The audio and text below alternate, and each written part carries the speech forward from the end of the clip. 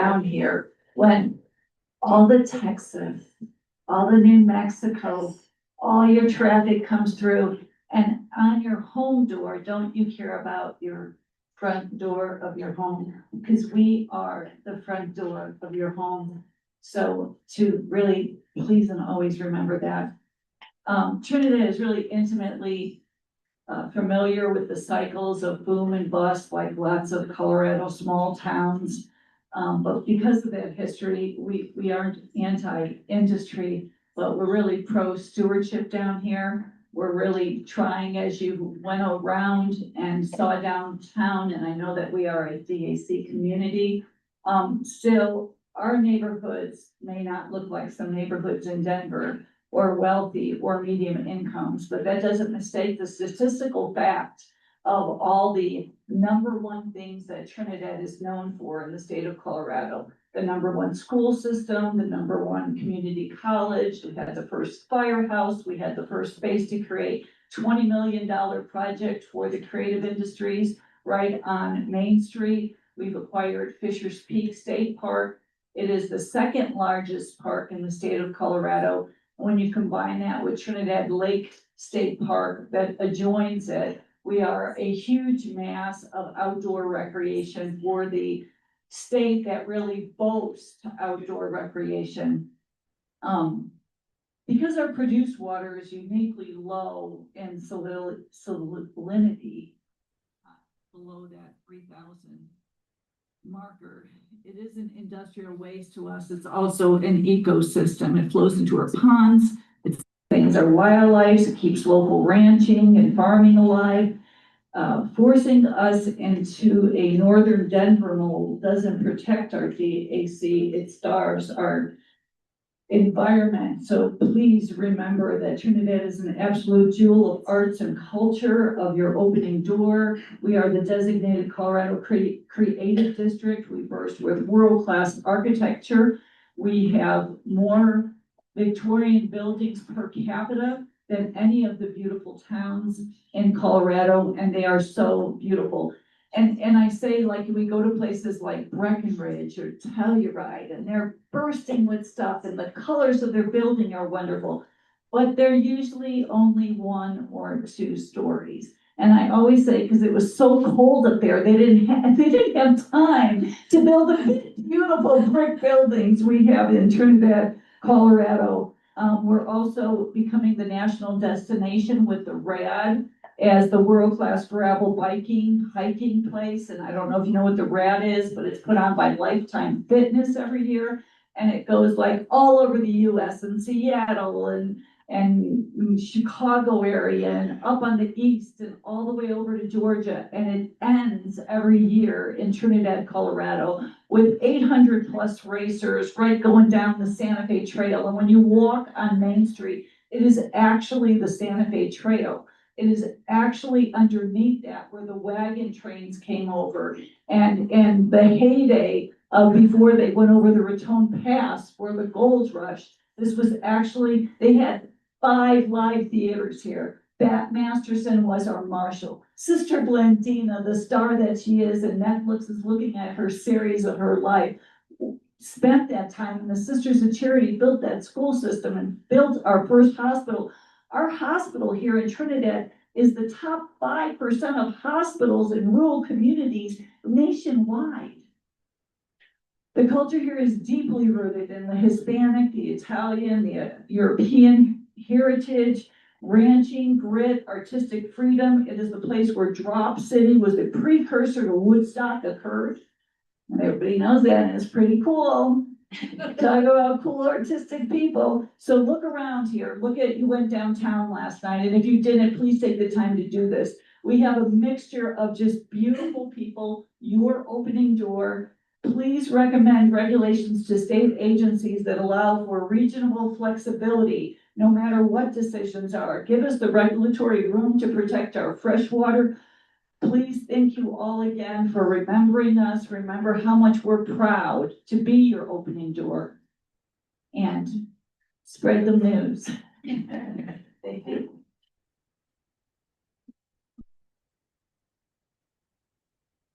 Thank you, Mayor. Now we'll take a minute and hear from Commissioner Felix Lopez from Los Animas County, with some opening remarks as well. I'm going to stand up. Thank you. Good morning, everyone. Welcome to the largest county in the state of Colorado. That you all realize, landmass, we have close to 500 square miles. We also are the stewards of almost 1,500 miles in this particular county. So we have a lot of challenges, but I'm really interested in what's happening here. Thank you, Commissioner Messner. He and I met when he was a county commissioner. Great partnership from them. So welcome to Los Angeles County. And I hope that we have the open communication with the produced water that we are actually in so much need of, because if it meets the regulations, right now, we are fighting our fifth fire in Los Angeles County. And so from that perspective, it is almost an atrocity not to use the water for a lot of the purposes. I would imagine that there is some unclaimed water. We don't want to trump upon property water rights. But one of the things, that water is such a precious commodity right now that it could be put to use. And so since this is not a regulatory body, I'm really interested in having the conversation to work together, create this collaborative partnership, and work as investing that resource to prevent the atrocities that are happening. You know, right now, wildlife, if you notice, I don't know, you were going up Highway 12 yesterday. I live just west of Trinidad. I had a herd, and I have a video of elk just down west of Trinidad, about a couple of miles west of Trinidad. Elk are coming down because there is nothing for them up in the mountains. Wildlife is going to start looking for places where there is life, which is the greenery on the side of the highways. And so I hope not, but it could be that now vehicular accidents could be increasing because of that. All the wildlife continues to migrate. They have to survive, just like all of us do.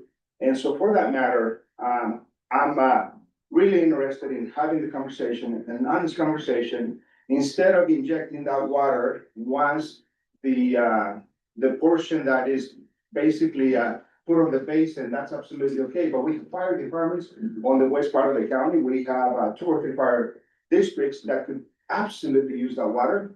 Because at the end of the day, we are looking also into a designation of fire mitigation ponds, the bureaucracy that we have to jump through.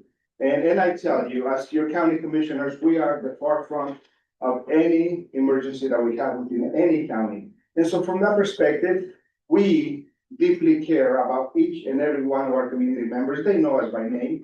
And as Commissioner Messner said, I walk the streets and they know who we are.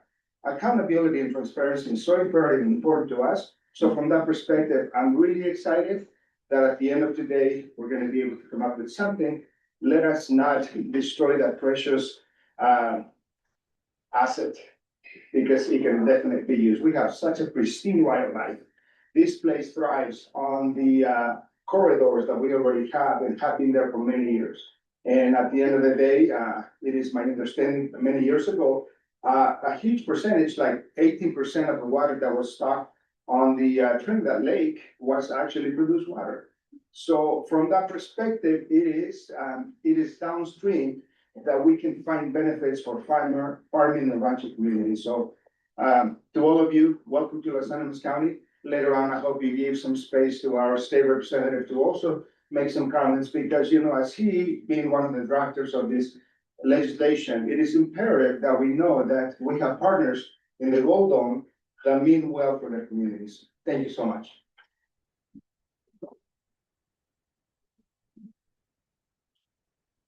Thank you, Commissioner. And Representative Winter, you're welcome to provide comments if you're interested in. Good morning, everybody. Thank you for coming to Los Animas County. This is my home county. I'm Representative Ty Winter. I represent the 9 counties in the southeast corner of the state. I think it's really an important and imperative, the piece of legislation we ran, because it's actual real data points that we can work off of. One thing as a rural legislator that I talk about at the Capitol all the time is one size all fits all policy, one size fits all legislation. It really kills rural communities. Usually big city fixes exasperate rural problems. As you all know, water is the hot topic in the state of Colorado. Right now, I was on the water projects bill this year, and we bolstered the legal fund to $6 million because we're in a fight with the states in the lower part of the compact. California, Arizona, Utah, even down into Mexico. And it's a huge issue right now. Because as we're asked to turn off the faucet here in Colorado, they're building more golf courses. And they're using more water than the state can sustain. I think it's also important to know that we did a tour a couple years ago, and we brought legislators from the urban area in the inner city. And we actually toured the property that you all got to see. And they were pretty amazed at how pure the water was. When one of the employees goes down and takes a handful of the water and drink it in front of them, it was kind of shocking to see the look on their face. But at the end of that day, they understood how important that water was to the land. We're retiring thousands of acres of farmland in northeastern Colorado to meet the requirements on the Republican River. We're in a constant battle. So we're in a battle with Nebraska. We're in a battle with Kansas for water. We're in a battle with the lower states in the compact. And we have good, clean, quality water that we're pulling out of the ground that can be used for fire mitigation, to keep dust down on roads, for wildlife, for farming and ranching. Another thing that we're facing is this year we ran the revegetation bill. That was a hot topic at the state capitol. Another thing we're facing in rural Colorado is as the urban sprawl happens and the urban areas grow, there's only one place they can take the water from, and that's from agri-centered communities like this. So really places like this are truly in a battle for their life. And that's why it's so important when we have these discussions.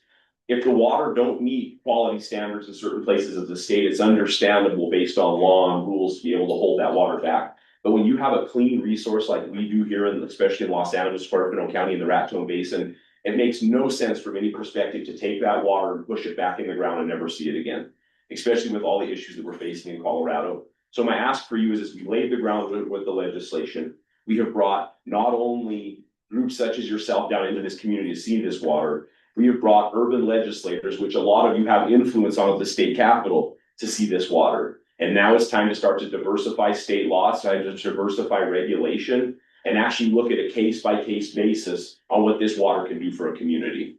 It's hard to travel House District 47, which is a huge ranching and farming community, and watch people suffer. And we literally have fixes in our tool belt, and we just don't use them because we look at blanket policy. So, it was an honor to sponsor the bill. I'm glad we have the piece of legislation, like I said, as groundwork. I want to thank you for allowing me to speak today. I kind of showed up last minute. And, thank you for having these conversations, because to keep House District 47 and other rural places like you're talking about alive, we have to look at things through a different lens. Unfortunately, I say this at the Capitol all the time, it don't seem like we live in two different parts of the states anymore. It seems like we live in two different states, and that's an uncomfortable feeling. We've got to get back to where the urban and rural divide, and we shrink that a little bit. And, we allow people to live the way they need to live to survive in their own community. So thank you for your time. Thank you for coming to Trinidad, and I look forward to the conversation.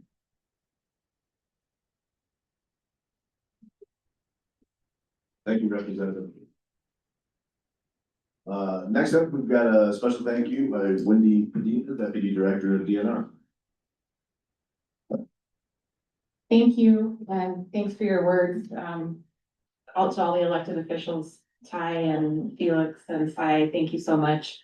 My name is Wendy Padilla, and I just want to acknowledge Commissioner Haas, who just came in, so thank you for being here as well.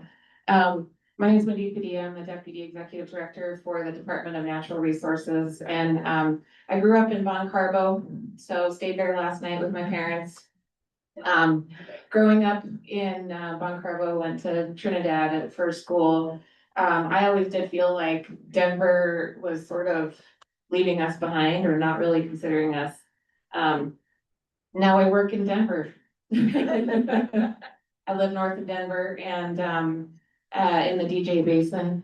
But when Hope asked me, hey, do you have any ideas for how to get folks to show up down in Trinidad? I said, yeah, I do. I said, if you contact the commissioners and the town, they'll show up. And so that is not always the case. I think this is the most well-attended consortium meeting, and I cannot thank you all, Evergreen Natural Resources, all of you for coming, spending your Friday morning at 8:30 in the morning to be with us. I also want to thank all the consortium members, both here in person and online. You do not have an easy job, and Chair Messner, you do not have an easy job. I know there's a balance between local flexibility and what we have to do as a state. But I just appreciate you so much. This warms my heart to see all of you, and that the fact that you took time out of your day to be here. So thanks. Do you miss Bon Carbo? This is like home. Yeah, and you know, I live in Frederick, that's like home too, but this is my heart, so, yeah.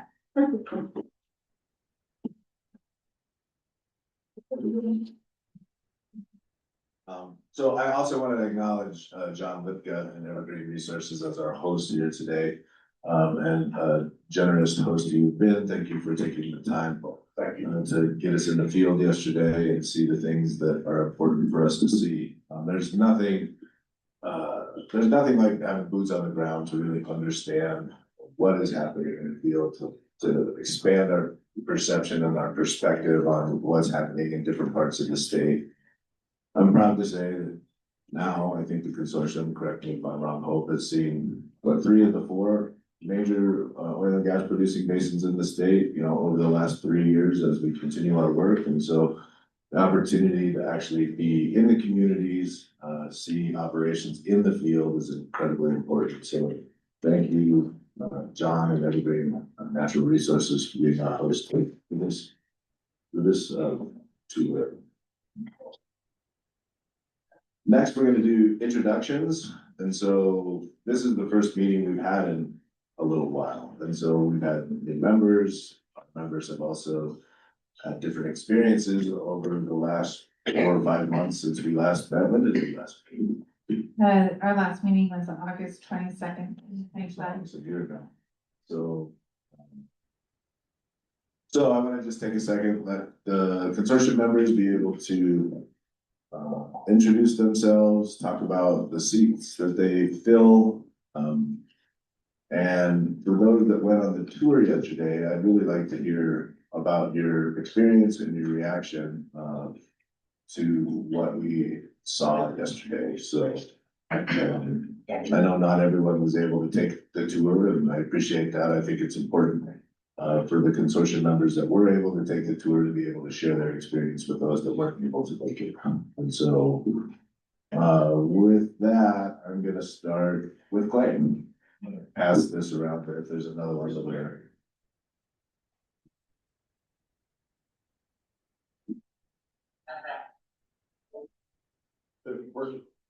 My name is Clay Terry. I am a natural resource advisor. I'm an independent consultant. Been about 40 years so far in the oil and gas business. And I represent one of the seats on the consortium with more expertise in managing and processing through Florida. I was on the tour yesterday, and John and our team were excellent hosts. I was impressed with the quality of construction, with the capacity to use produced water in an efficient way. It was obvious that it was a very important resource. And I was proud to be able to see how we can put produced water to work in local communities. I've done some work in the northeastern part of the state with looking for applications of produced water and agricultural concepts, and it was a real pleasure to see what you guys have accomplished and the quality of stewardship that people like, the companies like in our hosting, you know, for the oil and gas industry here. Thank you. I'm Andrews. I have an environmental justice lead on the Produced Water Consortium. I want to thank everybody for the tours yesterday. They were very, it was very interesting and very educational. Having seen oil and gas fields, it was remarkably different in how clean everything seemed and the quality of the water. It was exceptionally different, in my opinion. And I'm very impressed with the community. It's been quite a welcome, and the passion that everybody has and concern about what is happening in the field and the need for the water in this community. So thank you very much. Hello, I'm Jesse Newland. I'm with the Environmental Protection Agency located in Denver, Region 8. I work predominantly dealing with produced water as a waste. So, but one of the main tenets of the law that I work for is the reuse and recycling of any waste stream. Excuse me. And yeah, on the tour, I think that probably just like everybody else, this is the exception. I've said it a few times, but this is the exception, not the rule. I've been to many oil and gas waste facilities. We've sampled and been through lots of produced water. What comes out of the ground here looks nothing like what comes out of the ground in most places. But it really comes down to standards, right? And so what is safe for you guys to discharge? And that's the same for anybody. Any cow needs the same safety measures, right? So it really comes down to what activity do you plan on to reuse it for? If it's going to cows and wildlife and all that, it needs a higher standard of treatment. Here, we don't need treatment, but if you're using it for fracking, there's much less effort that goes into the recycling of the water as far. So, you know, really just will come down to if the water is safe, EPA would love to see it reused in a legitimate manner. And so that's something that we're really excited about. And, you know, assuming the treatment standards can work in other basins, they can do the same thing in discharge or use it in other industrial ways. But here, it was quite eye-opening to see it, and I really appreciate the chance to kind of see that. And they definitely taking this back to my people in Region A, and then also work headquarters group where we're studying produced water. So thank you. Good morning, I'm Carmia Woolley. I am the second federal representative, so I'm with the Bureau of Land Management. I work for the Colorado State Office, and I am a natural resource specialist, so I'm the state lead for that. What exactly does that mean? I work on primarily leasing right now, but also permitting and then inspection and enforcement. So really supporting the field offices across the state, and then working with partners and other agencies to address issues. So yesterday, it was such a great tour with Evergreen, and then hearing from locals of what value there is to produced water.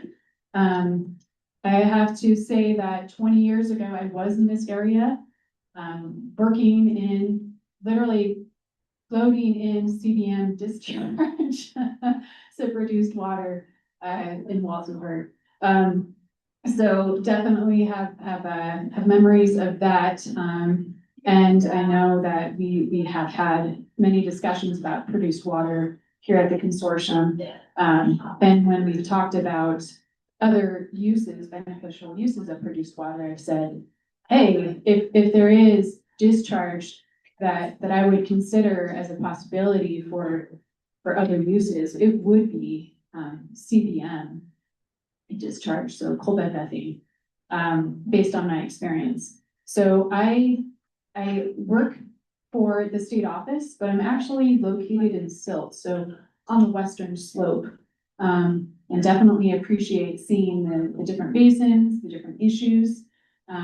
Last night, appreciated walking downtown, seeing all of the beautiful architecture, as you noted, but then also understanding the hydrology, right? That we literally saw the original downtown, you know, some of the buildings that are subgrade, because everything was built above that, consequent to flooding. And then definitely appreciated having other conversations with locals about regulation and permitting and ways that we could possibly, you know, resolve conflicts, right? So I hope that we can have an open conversation, that you all can share the issues that you see, things that are working, things that are not working, and ideas that you have and how to address those. Thank you. Hello, James Rosenbaum. I'm a research professor at Colorado School of Mines and environmental engineering. I have one of the academic seats on the consortium. And have essentially been studying the treatment and characterization of produced water for almost 15 years now. And really enjoyed the tour yesterday and seeing the quality of water that does come out at the sites that are currently discharging. Really cool to see the backdrop of the well, the pits, followed by sort of just really high quality water where the water dogs were, you know, thriving and surviving, as well as sort of the cows drinking, and just a really nice backdrop of sort of what you think of Colorado in those scenarios. But then also trying to, for my case, understand the water quality of the other locations that maybe aren't as high of quality, and what are the opportunities. And so seeing how folks have implemented flumes to mitigate iron and sort of the impacts on the environment. And really, for me, what I hope to learn today from some of the data from a statewide study that was performed was just trying to understand what are the constituents that are challenged and how can water treatment, whether it be simple flumes or something more complex, or hopefully ideally something in between that could sort of take advantage and reduce the risk of some of these lower quality waters that do exist. So excited to be here. Had a really nice time walking through the town. It's a beautiful town to see before, and had a great tour guide. So thank you everybody for your hospitality. Yeah, and good morning, everybody. My name's Rick McCurdy. I'm a Vice President of Innovation and Sustainability with Select Water Solutions. Select is the nation's largest recycler of produced water for reuse within hydraulic fracturing. We're in every major basin in the US with the exception of California, thank goodness. And so I sat in one of the seats on the consortium for experience and expertise in produced water, 46 years in the industry, been working with produced water that entire time. I wanted to hope allowed me just a couple of minutes to briefly mention the reason I wasn't here for the tour is I've been in Midland all week because I'm one of the 5 task group leads for a National Petroleum Council study on produced water that was requested by the Department of Energy. We have the leads, the 5 task group leads, the 2 chairs of the study, plus NPC staff, and plus the Department of Energy rep. And roughly 4 weeks ago, we met in DC. This trip we met face to face. Everything's virtually like us, but you got it online via Teams, but we do these face to face meetings for the leads. We met in Midland at the end of July. We're going to meet again in Pittsburgh at the National Energy Technology Lab, and then we'll probably have a final meeting roughly somewhere in September in DC again. The purpose of this is to put together a white paper for the Department of Energy focused on produced water and its potential to affect oil and gas production in the future. And to give them a heads up on here could be a constraint. It's focused right now on 3 major basins.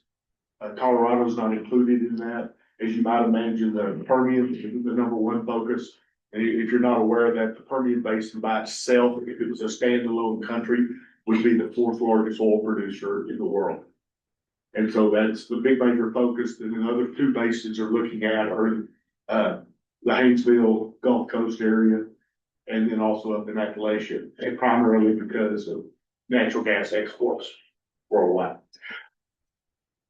In September, Director Dalton has promised to put me on the agenda, and at that time, I will give a more comprehensive view into what this study is looking like and what's done. By then, we should be almost to the point of getting ready to put a bow on it. We have a deadline of having this back to the OE by the 1st of December, so we should be in a good position. At a minimum, I'll share the study. I hope to have it on agenda in September. No promises, right? And sorry while I stole the microphone. I do want to shout out to Kelly, John, and Brian, who were our impromptu hosts for the tour last night. If you have not met Brian, you are missing out. Go meet him. Thank you. Thank you. Okay, great that.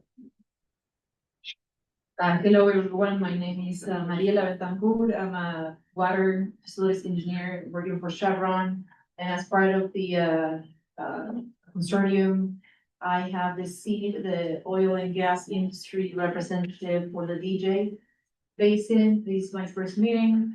It was amazing to go to the tour yesterday. So thank you for all the planning that went into it. So it was very interesting for me to see, the produced water quality, the simplicity of the process and the minimum treatment that goes through to be usable. And it was also great. I met you yesterday, Brian. It was also great to meet the community members and hear the value of produced water. So thanks everyone for listening. My name's John Lipcomb, the industry rep in the Basin, and your host. So Thank you for showing up. Certainly appreciate that. By way of background, I too live in Barco. I think, you and I are the only two right now that live in Barco. But, my background, on this first is, 20+ years of the FBI. Covered this region and other regions, and I moved to oil and gas, so I'm familiar with the importance of regulations and compliance. And we treat that, as I believe our other industry peers do, the importance of compliance. And it's important to share with you what our challenges are, not really about ever being natural resource, it's about reduction of natural gas in the basin and not to use oil. Okay, it is coal bag methane. And my industry colleagues are here, both from Ogres. We invited Wapiti, which is now High River Resources. So, on the state line between Mexico and Colorado. So there's 3 operators in this basin. There's a lot of pride in this basin. We do. And then after the FBI moved over to Canada and I operated the Permian quite some time in the Permian and Haynesville and the Barnett. So I've been all over, and then we worked in PIS and we worked in the Denver Julesburg, DJ Basin. And then I came down here to the Return Basin. So we try and export some of the best practices, the standard operating procedures the industry has across basins. But this is a different animal. And that's why it was important for us to invite you down here and have my other colleagues here in this industry, other operators here to interview with you. I encourage you, please talk to everybody. Just don't talk to us or me, talk to all the other operators here. And it is important for the community, and that's an important fact that I do here. We are part of the community, our employees recreate here, they earn their wages and they spend here, and I'm very proud to be part of the industry and part of this group. Thank you. My name is Matt Sir. I'm one of the newest consortium members. I'm an oil and gas attorney for everybody but the oil and gas industry, local governments, conservation organizations, landowners. I started as a community organizer in Garfield County about 30 years ago, working on oil and gas issues, and when that was kind of the center of the universe for the oil and gas industry in Colorado, at least. A lot of activity there. Frankly, the industry was moving fast and breaking things and harming, those rural communities. And my job as a community organizer was to try to bring about change and some sanity to all that was going on in the Piceance Basin at the time. Now I live on the Front Range. Still really care about rural communities and was really impressed with the presentations, the host. Yeah, you guys did a great job, making us feel welcome and really giving us a good sense of the reality on the ground being so different than what I know of Piceance, what I know of the Denver Julesburg Basin, and it really opened my eyes. One of the things that concerns me a bit though is that just how dependent this area is on produced water. Because we've got an oil and gas industry, like any industry, is gonna be, subject to boom and busts. And, if the industry leaves this area, what happens? Where are they gonna get that water that is now, become really important to this community? So things to think about, how this worked over this group. Thanks.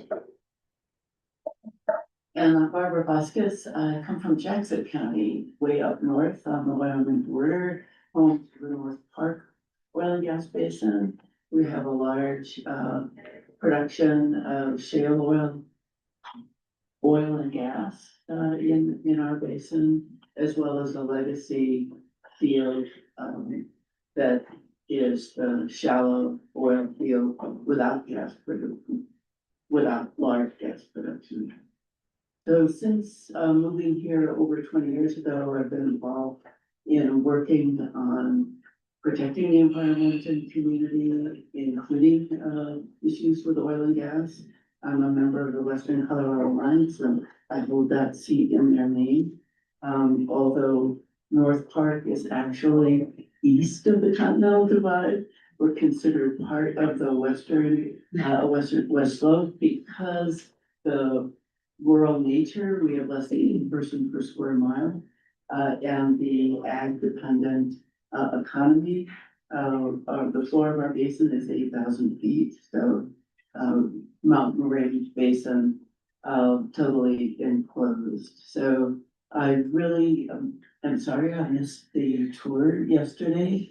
I had a commitment up in Lincoln, Nebraska, so I drove 11 hours yesterday to be here. And I'm really glad I am to meet you. And thank you so much for the tour yesterday. And the highlight of the tour for me was the little raccoon family down under the boardwalk of the old Main Street.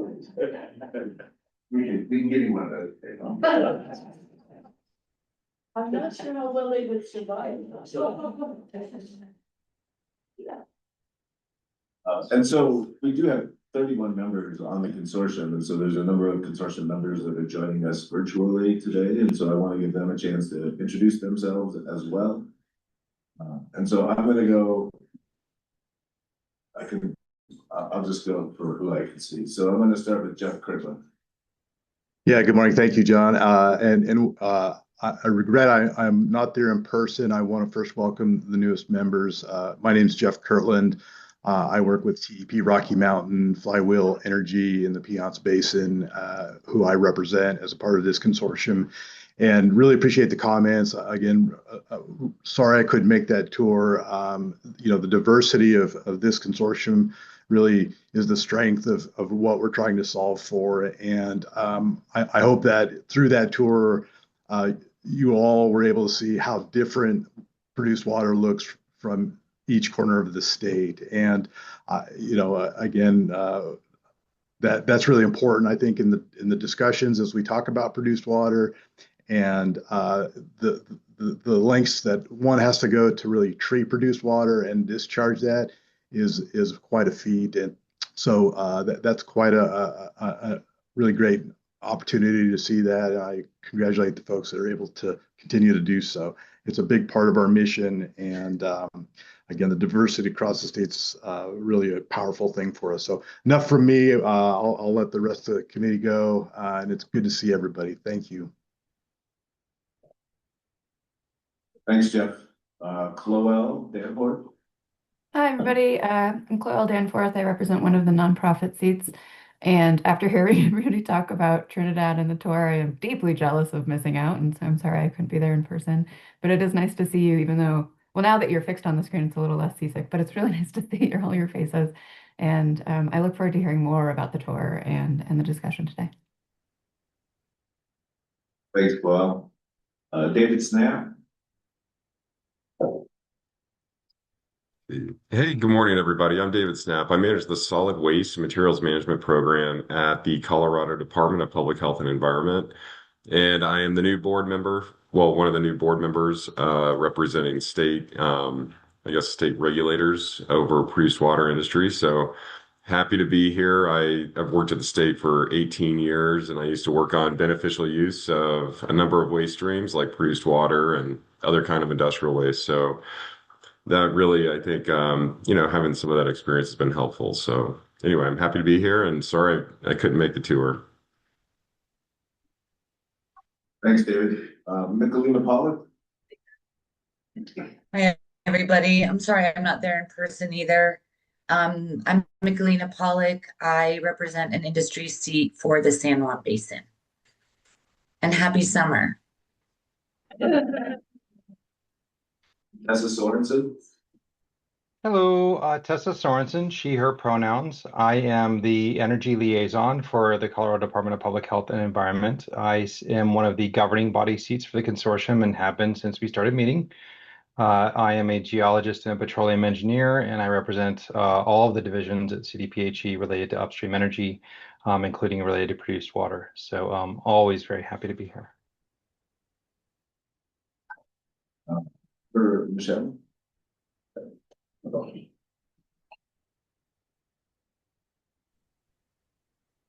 good day. My name is Ember Michael, and I live and work in the San Juan Basin. I'm representing disproportionately impacted communities. It's nice to see everyone.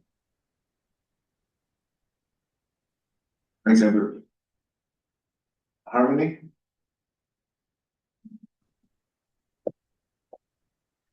Hi, my name is Harmony Cummings. I represent an environmental seat. I was also the bill champion for the legislation that created this consortium. And as I sit here reflecting on the CI report, how the rules are playing out, hearing Representative Winter's comments, I really just sit here thinking about the need for a bi-basin approach because so many of the areas have their own unique, distinct opportunities and challenges, and I really am sitting heavily in that today. Thank you. Thank you, Harmony. Is that what we have? Okay, great. Appreciate all the consortium members and the introductions and looking forward to our further conversations. We've got some presentations that are being given today. We're gonna talk a little bit about what the next year might look like as far as some of the things that we're gonna be maybe working on, and I'm gonna ask you to work on. Should you choose to take the mission that I offer you.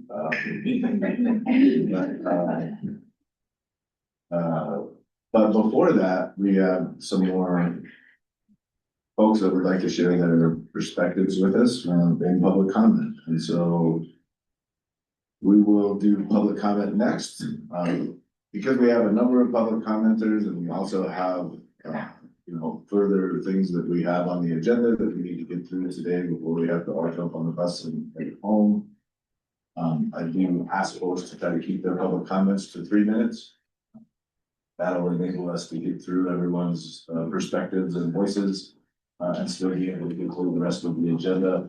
Not that we don't think that you have more to say than 3 minutes worth of information. And if you do have more that you'd like to say than the 3 minutes that you provide today, I encourage you to provide written comments. The consortium really does encourage written comments, but as long as you want to make them, and we do put them on the record, we do have them available to the public to be able to look at as well. It also gives us the ability to dive a little further into some of the points that you may be wanting to share with us. And so either way, we've got a number of people that have signed up to provide public comment, and then I know there's some people in here that didn't have an opportunity to sign up for public comment, but will still have an opportunity. But I'm going to go through the folks that signed up first. So first up is Warren McDonald, a local rancher and landowner. Also was very gracious with us yesterday and sharing his perspective and allowing us on his ranch during the tour. So Warren. Warren wasn't able to make it today. Oh, why are you hiding in the mud? Make breakfast. I'm so sad. You missed that. I certainly didn't want to be the first one to speak. I wanted to sit back and watch everybody else talk. But I didn't write anything down, so I tend to not hold stumble through this. That's what I do here. I run a cow-calf operation right in the middle of the Raton Basin. My family's been here for over 130 years. Come down the Santa Fe Trail. They farmed, I was telling these folks on the tour yesterday, they used to farm a lot of those little canyons back when it rained. But little by little by little, this environment is changing. There's no doubt about it. We're getting drier. And we're not only getting drier, but we've got more vegetation, we've got more trees because we've taken fire out of the ecosystem. So that's slurping up water. And we're hurt. I've got one good well on 8,000 acres. And if it wasn't for this produced water, we'd be in a mess. Well, we would be running cows. We just wouldn't be doing it. And the elk, like I was saying yesterday, the elk, the deer, the elk are consistently getting bigger. Those herds are getting bigger and bigger and bigger. We're getting, I figure 30 to 35% calf crops every year. So at any given time, I've either got 100 to 300 elk on the range.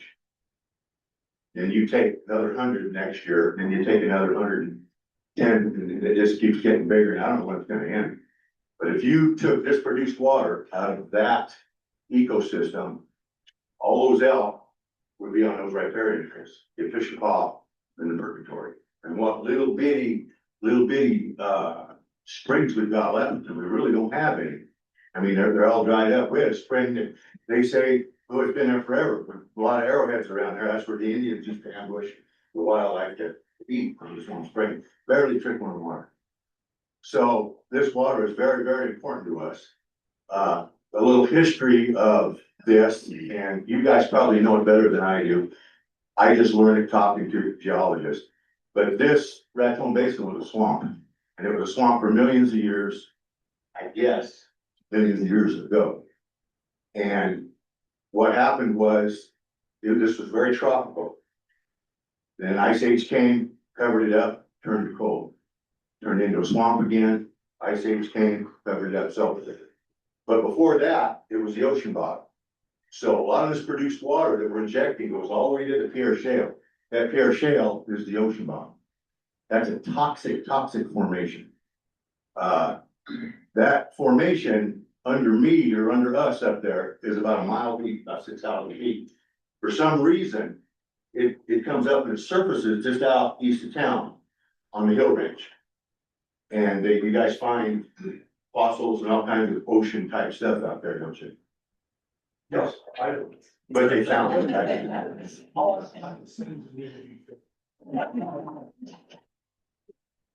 Anyway, that being said, that water, that toxic water, comes up east of town, and north of town. It's the water that comes out in those drainages, the Looning and the Frioli. I owned a ranch, and that Frioli Creek ran right through the middle of me. It's toxic. If you force cattle to drink it, they will die. And not from bicarbonates, not from salt, but from nitrates. So we're pumping good water that might be a little high in bicarbonate and Alka-Seltzer. And I don't think any of our problems are salinity. I think it's all bicarbonate. We're pumping that into the ground, into that toxic formation to never be seen again. It's gone forever. It'll be way too expensive to produce it. So if there's one thing I hope you take away from this is we are different than the rest of the state. We don't produce oil here. We just produce natural gas. We are a very clean environment. Our wildlife uses this water. That's it. Okay. I want to touch on one more thing. Hope I got another minute. But My guess is you haven't been able to say anything in 3 minutes ever, so. I think that's pretty accurate. So what we're injecting right now is 580 million gallons of water a year, 580 million. I did the math sitting here. That comes out to be 40 acre feet. An acre foot is an acre, 43,560 square feet, a foot deep. That's enough what these farmers use to irrigate an acre. There's a handful of farmers in here. They use this water, actually, the water that goes out on the ground, they use it.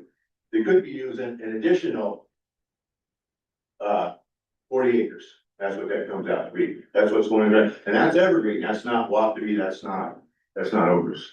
So, you know, as starved as we are for water in the West, we need to maybe revisit this.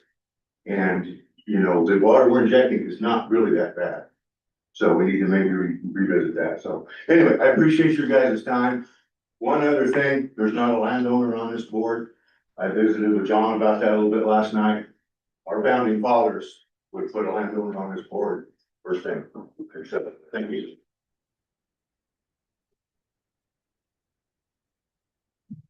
Mr. McDonald, appreciate your perspective.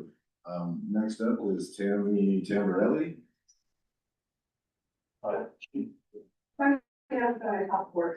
ahead. Okay, I'll bring the microphone to you.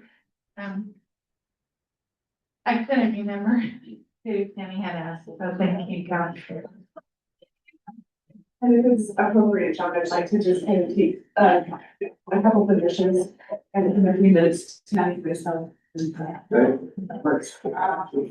like to thank everybody, Hope and our team, very much for. Okay, can you hear me there? Yeah. Okay, worried about it. Okay, so I'd like to thank everyone that we were able to meet yesterday, Hope, her team, everyone. It was nice to hear your perspectives and what's important to you to find common ground and solutions. And with that being said, it felt to me that we were able to understand each other's positions. And I think in any solution or any problem solving, that's one of the solutions is understanding each other's positions. So for that, I'm grateful. Grateful to John, grateful to his team, TJ, the guys on the front line. It's really important to look at not just how we as landowners are benefit, but to see the Evergreen team take such great lengths to do good work and to be not just fair, but to follow the law, the regulations. So there's this full picture that I can sit here and say, I've been able to work with John and his team on a discharge pond, and we've been successful. Without that pond, we can utilize the property as we need to for a cow-calf operation. And if Tammy was sitting here today, I want to repeat what she was saying. She's a fourth generation rancher, her and her husband Brent. They are business owners. They're well known in our community. She's a beekeeper. And right now they are down to 40 head because of lack of water and drought. And so the benefits of produced water are critical to their operation as they are to John, who will speak here in a moment. And I work closely with John on the discharge well. Not only is it important to their cow-calf operation, but for dust mitigation, fire suppression, and to keep their operation sustainable. And as Tammy would say, if testing the water is one of the hurdles, we as landowners are willing to pay for that testing to ensure the quality of water. But I think the cattle speak for themselves. They're healthy, they're producing, and they're generating income. We see ducks, all kinds of different habitats being created where there's water that otherwise wouldn't. We have, as Lauren mentioned, out on the property, sometimes good, sometimes bad. But that is an outfitting business, and we try to be stewards to that also. So Tammy has asked for your consideration, as do I, to see, as I think you have, our side of our needs. And it was a good point that you made that possibly we are somewhat dependent, but at this moment in time, that dependency is also our life and it's our heritage. It's our family farms, our ranches. I farm in Honey. I come from 150 years of being in this county locally. And, well, my family, not me. And so, you know,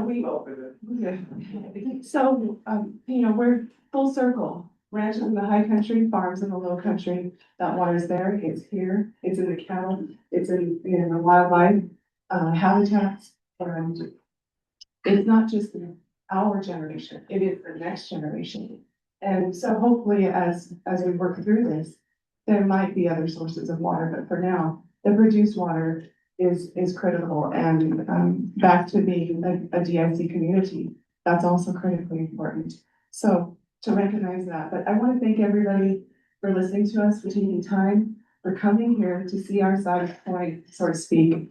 And we appreciate it. And if there's ever questions, we are happy as landowners to answer. And I like your point, Warren. Maybe they'll make your board member.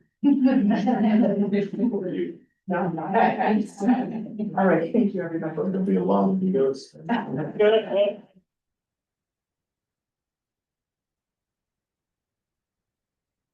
Next up, we've got Mike Powell, manager of the Hill Ranch. Thanks. As you said, I'm manager for Hill Ranch, been there 40 years now. We have two gas companies that operate, total of about 48,000 acres under lease. And I think people's position, landlord position on the value of water for wildlife and livestock is pretty apparent, but I just want to make a couple comments on where regulations and common sense run head on into each other. Number of years ago, probably 6 or 7 years ago, we were experiencing a drought similar to this. We were scrambling to get old wells back into solar production, water sources for wildlife and livestock, and Evergreen has a big discharge pit that is lying totally fenced off, so nothing can get to the water. And my question came up, well, let's just pump that water out into a stock tank. It's good quality water. Chris Sanchez was the landman at the time, and to me, it's a no-brainer. To him, there's regulations you gotta get involved with. So he went through the hoops and the word came back from CDPHE that, well, you can't do that. That's wastewater. Well, maybe it's a byproduct, but it certainly wasn't wastewater per se. So, final answer was no, we can't do it. So we had, in that area, we had two water sources that we redeveloped, and they're over 2 miles apart, and we have another huge source right in the middle that's totally unavailable to us. And that just drives people crazy when there's no common sense involved in it. We have another issue, it's not really an issue, but a situation where the other producer has asked for a variance for additional water to go to a discharge point, and I'm not sure where that stands today, but looking at it, we have a little meadow that in really wet years, it'll have a small pond 50 yards across. Dry years, it's just the dry dry meadow pond. So another no-brainer is just discharge water into here. It was gonna be an additional 7 gallons a minute. The water is not gonna overflow and go anywhere. It'll either evaporate or go into the ground, and it'll go where the water goes. So I think that what should be an easy fix is probably bogged down in regulatory snafu. So, yeah, that's my comments. Thank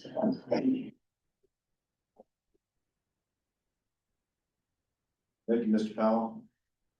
Next, we have Kelly Van Meter. Sorry, Kelly. Thank you, Kelly. John Budd. My name is John Budd. My family's been ranching in my I used to microphone. Do I start rapping now?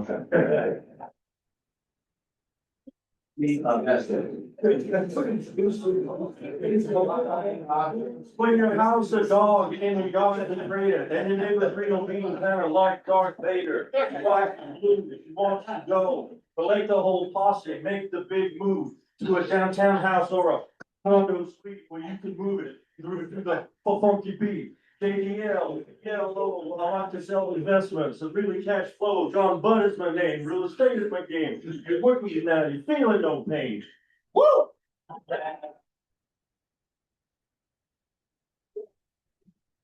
My mother is Elizabeth Zelli. We've been on the Zelli Ranch for, 100 years next year. Water is the lifeblood of self-sufficiency. The efficiency, my mom's favorite word. Efficiency is what makes everything flow better. And I'm hoping that, like Mr. Hill said, is that there's a balance between regulatoriness and common sense so that the water can be used in the most efficient way to produce the best results. And I appreciate Evergreen's help in creating ponds for us so that we can expand, our productivity. And it feels like we're gonna all work together and we're gonna do the best for the community.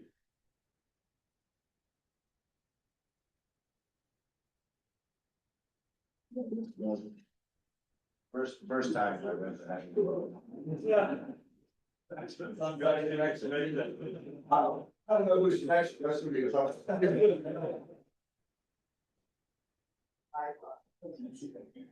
So next up is Darren Kolakowski. He's not here. He's actually at a fire. Okay. Is that true with Keith Woodring as well? No, he's right here. Okay. Go ahead, Keith. Keith Woodring, Los Angeles County Road Bridge Supervisor. For me, working the roads, we use water. Otherwise, our machines get tore up, and getting water in some of these places is very difficult. So we rely on Mother Nature. This would be a great opportunity if we could use some of this water to dust suppression and also for road grading. Thank you. Great, thank you. Next is Frank Zeke or Zeke? Joey. Oh. Zelly.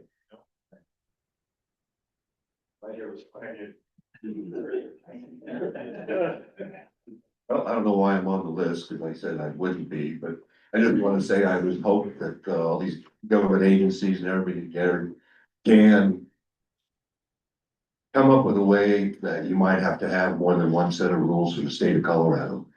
What we found out is that if you have lousy water, and we'll use a technical term, crappy water in much of the other state, but ours is good and can be used for, multiple reasons. Please try to figure out a way to come up with two sets of rules, 3, 4, whatever it might be, to be able to help the people here in Los Angeles County. You've spoken, you've heard from everybody on how much it's needed and the water's needed, and I don't have to tell you guys that, you already knew that before you even came down to Los Angeles County. But if you can help us figure out a different set of rules, if that's what's needed to be done, so that we can actually use that produce water. And basically, that's my main point, so here you go. Thank you. So that is the end of the list of folks that have signed up previously, but certainly I know there may be folks in the room that are interested in providing comment, and so just raise your hand if you are, and well, Commissioner Haas over here is pretty fast to the job, so we'll let him go.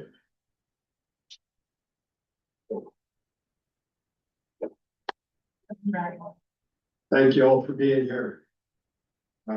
As I said, I'm Commissioner Tony House here in Los Angeles County. I have 6 months left. I moved into this country in 1984 and we've been friends with just about everybody here in Los Angeles County. And I know how important this water is. I was working for the Colorado Farm Bureau as regional manager. And Karen Solitich, who is one of the produced water users, said, is there any way you can help me get CDKT with the table? Thank you so much for being here. And because they hadn't been talking to each other. And that's when Pioneer owned where Evergreen is. And I said, I'll do what I can. I called Senator Crowell. And I said, can you help me? We've been friends for 30 years. And he said, yes, we'll make it happen.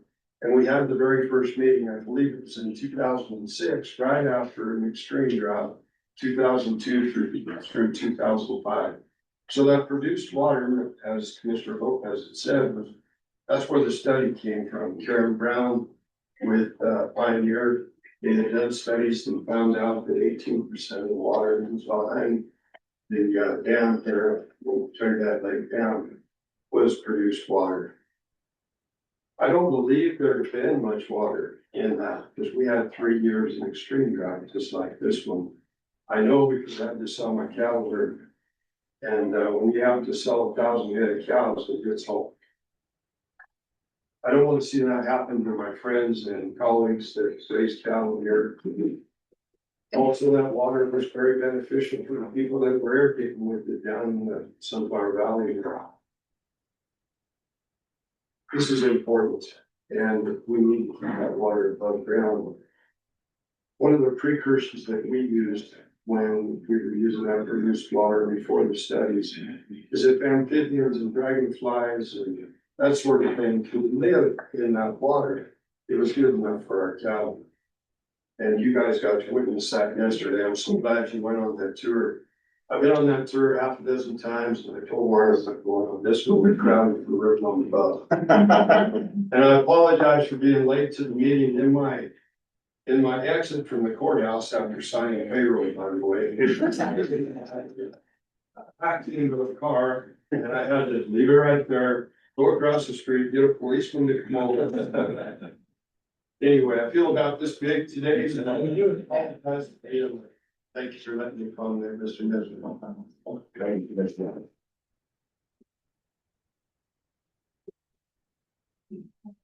Brian. Thank you, everybody. Yes, my name is Brian Williams, and I'm speaking on behalf of my family here. I just want to first mention once again what what an incredible time this has been with you all. You all are all incredible people from such diverse backgrounds. It's been a true pleasure to get to know you.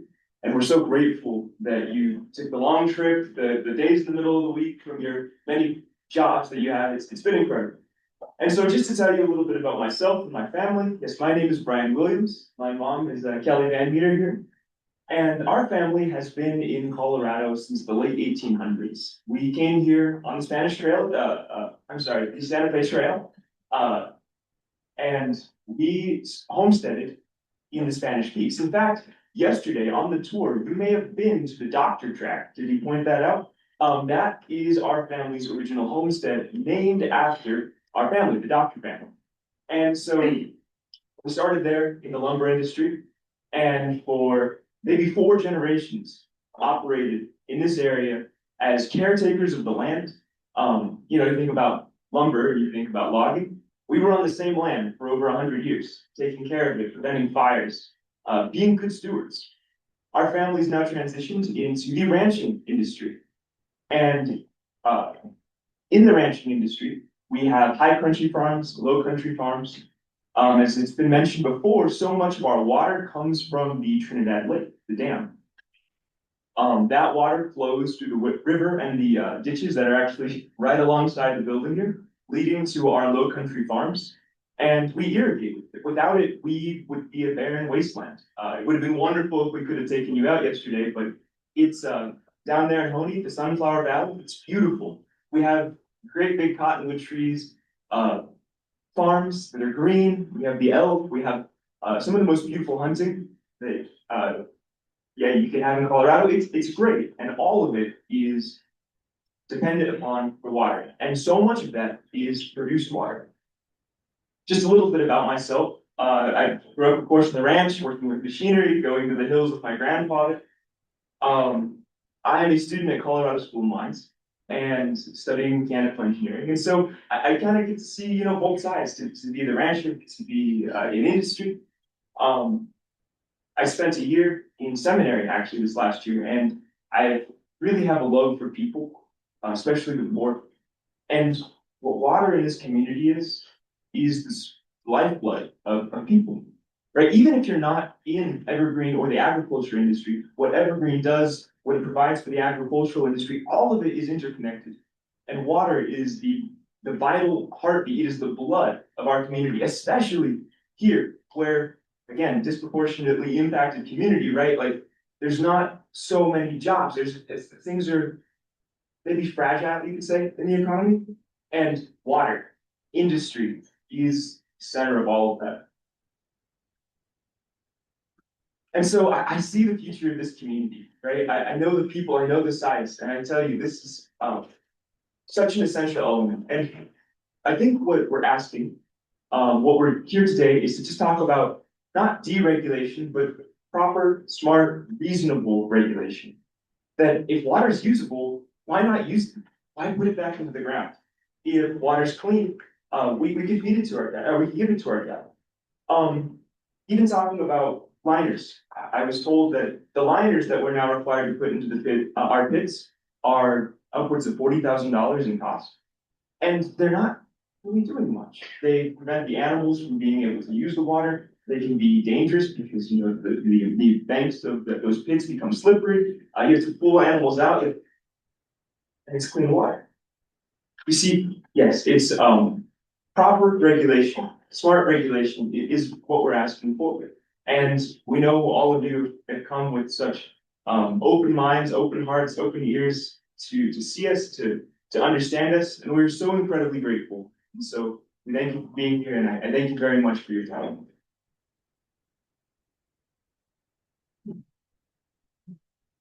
Thank you, Mr. Williams. Candidate for governor in 2004. And president. Yes. Once again, thank you so much. I couldn't talk what he said, but we're talking about the next generation.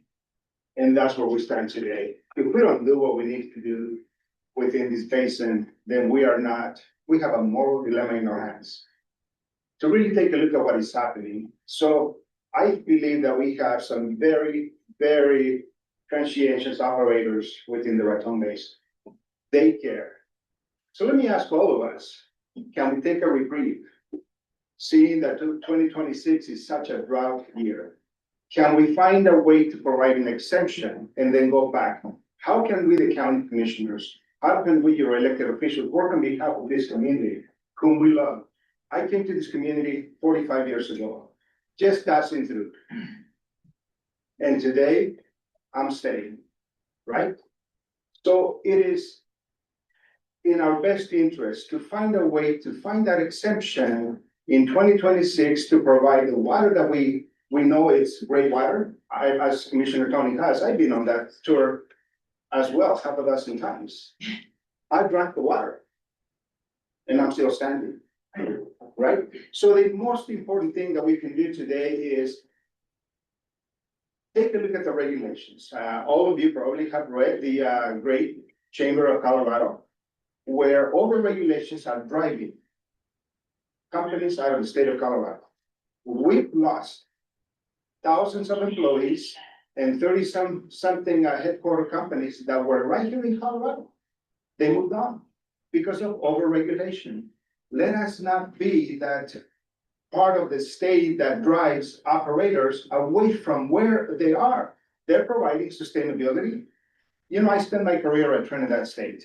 I'm a former president of the college. And one of the most important things that we did there was provide training for our students to go get a good job, create good citizens, whether they came to play baseball, any type of sport. We send them away with the foundation to be good citizens. And this is what we're here to do today, to become good citizens. We hear from farmers and ranchers. If it's good enough for any type of, within the wildlife, why are we questioning this? How can we come together and find a way to get a little bit of a window and let us use that water? If again, I'm not asking to overlook any regulations, but certainly if the water is good enough, that's mitigation. We have a fire. We got a text message, 60% contained. I hope this is the last one, but we keep saying that after every fire. And so at the end of the day, ladies and gentlemen, this is the moral dilemma that we have. This is an obligation that we have to sustain the next generation. I believe that we're placed on this earth for a reason and a purpose. When you look back 160 years ago, when this county was initially incepted, you look at migrants that came because of the Purgatory River, provided life, and then later on they're mining. They found a place just like I did. They adopted me here. So I have to give back and be a good steward and a good messenger for what resource we have right here.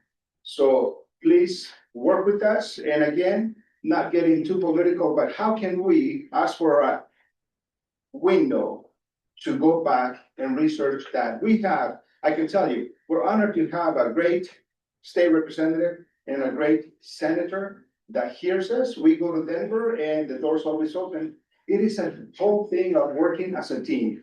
So to all the operators, the three of you that are here in the room today, I know that you are accountable.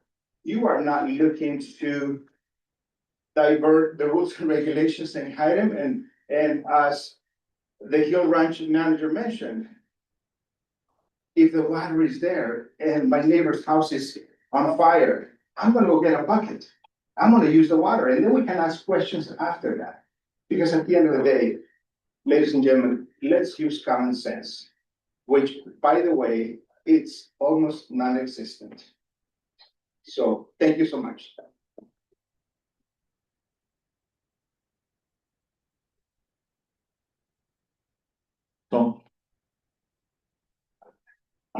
So I'm Mike Hightower. I'm the former director of the New Mexico Produced Water Research Consortium. I worked with Hope when she got started a couple years after us. We were started in conjunction with US EPA in 2019 to support the EPA and state of New Mexico in implementing the Water Reuse Action, which is a national initiative by the EPA to look at all kinds of what are called wastewaters and reuse those for fit for purpose beneficial uses.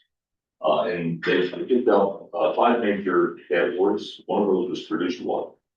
The reason for that is produced water shows up in about 40 states around the country. And in many states, it's one of the major sources of potential new water resources. And in New Mexico, we have the Permian Basin, which Rick talked about. And the Permian Basin creates 1 billion gallons a day produced water. It's about 3 times saltier than seawater. It's hard to treat, but even with our work that we've been doing and for work in Texas and other states, you can probably recover 50% of that water. But that's only one of the basins in New Mexico. The other 2 basins, the San Juan Basin and Raton Basin, which are transboundary basins with Colorado. So in New Mexico, all the focus is on the Permian and the San Juan and Raton Basin. They're easy to do. So the environment department's not spending a lot of time working, knowing that the water quality is very high and can't be treated. It would be a shame if the state of New Mexico, which our rules will be coming into play next year, says that you can reuse water in the San Juan and Raton basins in New Mexico, but Colorado says you can't use treatment the produced water in the San Juan and Raton basins in Colorado, because it's the same water. And I'll give you an example. On Ted Turner's ranch, he's got 2 wells. One is a CBM well, and one is a livestock well. They're in the Raton Basin. They're 14 feet apart. One is directional drill to get the CBM out. The other one is just a regular livestock well. They're using exactly the same water, 14 feet apart. One can't be used, and one is used to handle all those elephant buddies that come in to do the remaining part of the range. So we got to be careful on these transboundary basins that we try to work together between those states to make sure that the regulations are consistent and the data that's collected can be used across boundaries. And I guess the final thing is looking at produced water around the country. These 2 basins, the San Juan Basin and the Raton Basin, are probably the easiest basins to utilize produced water and get 90 to almost 100% recovery. Very cost effective. Yet, if you didn't have the oil companies being able to handle the oil and gas out of those, it would be too expensive for the farmers or the ranchers to try to put those wells in and do it themselves. So I think there's this relationship between industry and water users, this part of the US, the Rocky Mountains, where I think there's a lot better relationship between the industry and farmers and ranchers and wildlife experts on knowing how to handle those situations where they can utilize that infrastructure and create new water supplies. The last thing that I just mentioned is we did a study over 2 years in the state of New Mexico. We went to all the state fairs, all the county fairs, asking people what they thought of using treated produced water for applications, including industrial applications, wildlife, farming, ranching, and even for drinking water. 75% said they're for that if you treat it safely. And in the counties where we had drought, 85%. And so the rural areas, you'll see, like you saw today here, everybody understands how important water is to the rural communities. And that's the lifeblood of their operations, because rural communities are generally farming or ranching in this part of the country. So water's required. So I think from our standpoint, we're seeing in New Mexico, the universal acceptance of using produced water to treat it to a level for fit for purpose use. We spent 5 or 6 years doing that. I think there's enough data from Colorado Mines, from Wyoming, from New Mexico State, Colorado State, that shows that we can treat this water, we can treat it safely.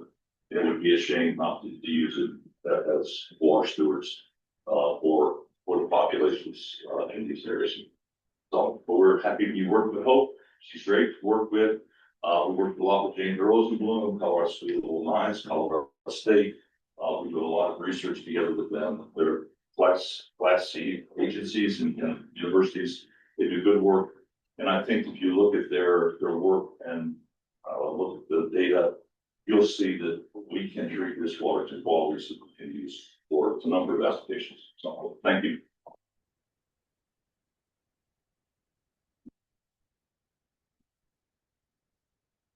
Other folks that want to speak?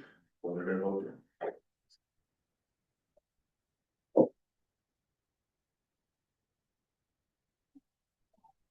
I'm Jeremy Yoder. I'm the board member of the 33rd River Conservancy District, president of the Florida Southside Irrigation Company.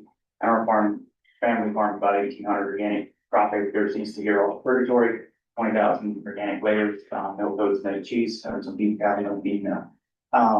Water is essential to this community. And although I'm not as educated on this issue as I should be here, our family certainly does have an interest in it. Our family personally uses about 3,000 to 5,000 acre foot of water in an average year. This year, we've had probably about 30 acre foot so far. The water that is produced is probably would not make a difference for the irrigators. At this point in time, it's a small amount. But for the community, I think it is important to try to do what we can to utilize all the water to the best beneficial use that is possible. I talked with John. I do think the water, and I think everybody here agrees probably with this, does need to be tested and regulated. We put sprinklers in, and if the water quality is too bad, it will long-term have negative effects. And I don't think anybody here is saying we should be utilizing bad quality water, but very much in support of doing the best we can for this community. A lot of jobs are dependent on it, even if it may not make as big a difference to our family as to some. It is important. Thank you.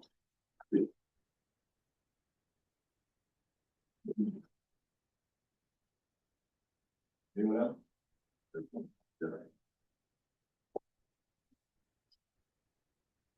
Good morning, everybody. I'm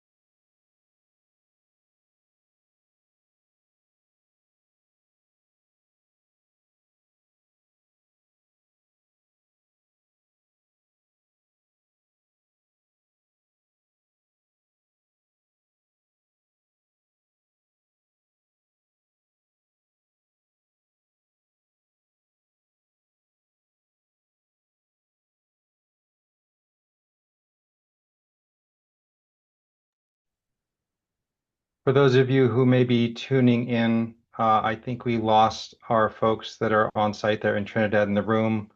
I'm sure they'll be back up as soon as they can. It looks like they're troubleshooting, and we'll be back on in a second. So bear with us. Thank you, Tessa. Thanks, Tessa.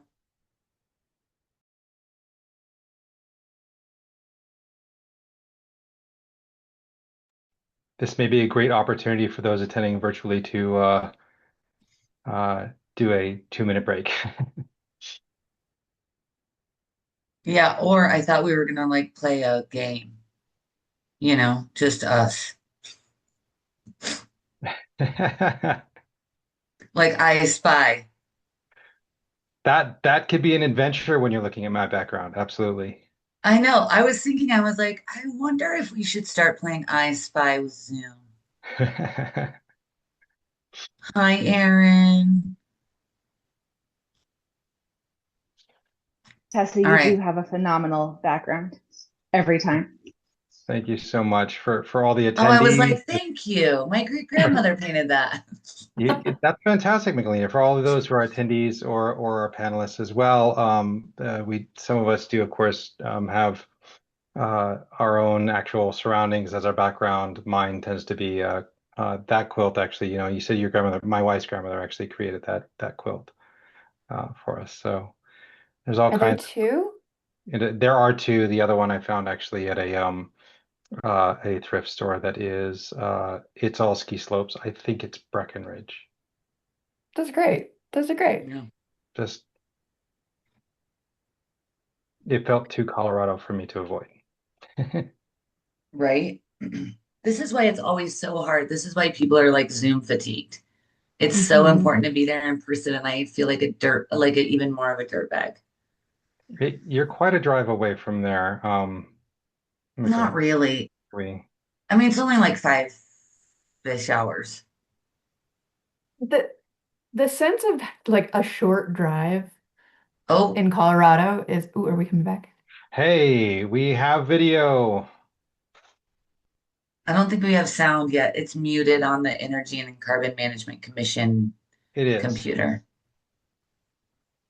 Can y'all try and unmute and see if it comes through? Can you hear us okay? You guys want to give us a thumbs up if you can hear us? Oh, there we go. There's a far away thumbs up, I think. Can you speak and unmute and see if we can hear you, please? The Energy and Carbon Management Commission computer is muted. And it's no longer. Oh, it still has the little owl icon. Can someone say hi? Hello. Hello. Yep, We we're are good. we are back online. Thank you We're in all the so money. much. For those of you attending virtually, thank you for your patience, and I think we'll get back to where we were. Okay, long story short, clean the water is common sense, especially if it tests good and the environment, we need it for our environment, you need it for the ecosystem. There's so many people that benefit from it, but also how the rules and regulations are implemented in different areas of Colorado. We are not the same. You can see that. We're not worried about water trucks stirring up dust on the road. We're worried about feeding and watering our livestock and our wildlife. It's how we make a living. It's important to us. So we're not the same, and please don't get it like we are. Thank you.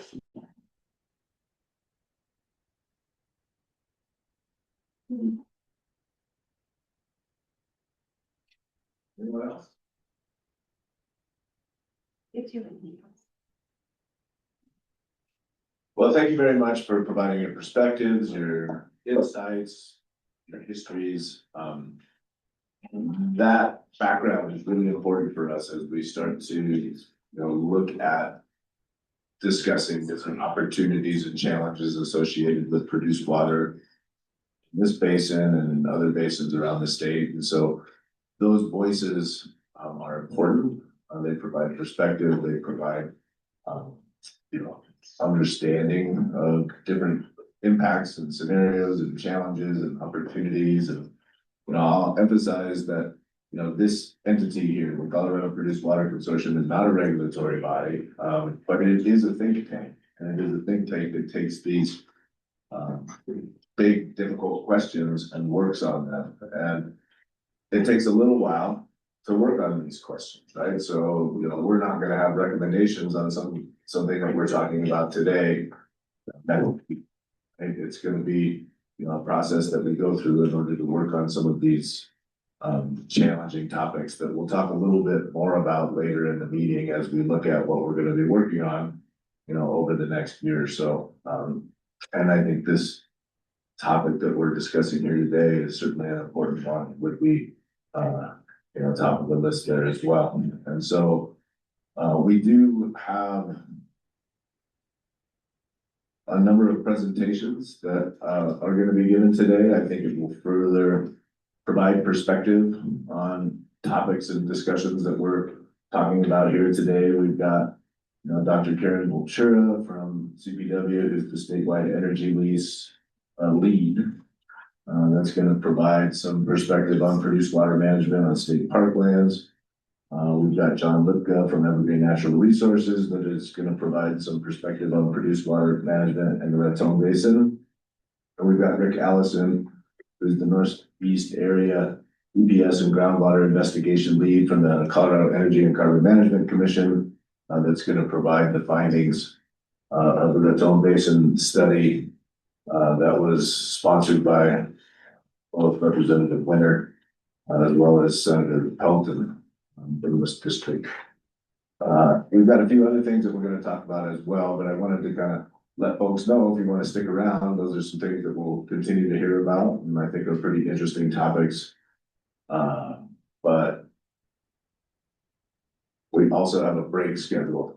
Now, our breaks sometimes go from 5 minutes into 30 minutes, so I encourage us to have a 5-minute break here and get back around 10:20, and then we can continue to move through the agenda. So thank you, everyone, for Mr. coming Chair? and sharing your thoughts. I think we might have had another public commenter virtually. Oh, we have a virtual public. I'm sorry, I forgot about the virtual public comment. So, Gil? Understandable, the internet. so 1 second, and we're gonna hear from someone online who would like to provide public comment. So can someone tell me who it is? And Joe Ramirez? Joe Ramirez, if you want to unmute yourself, we would love to hear your thoughts.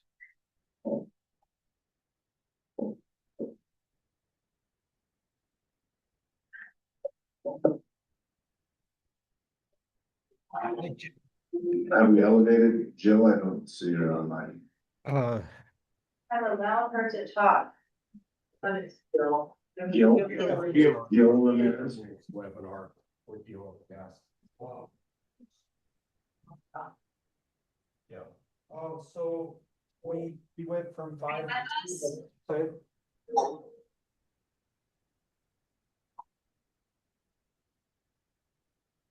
Gil, can you hear us?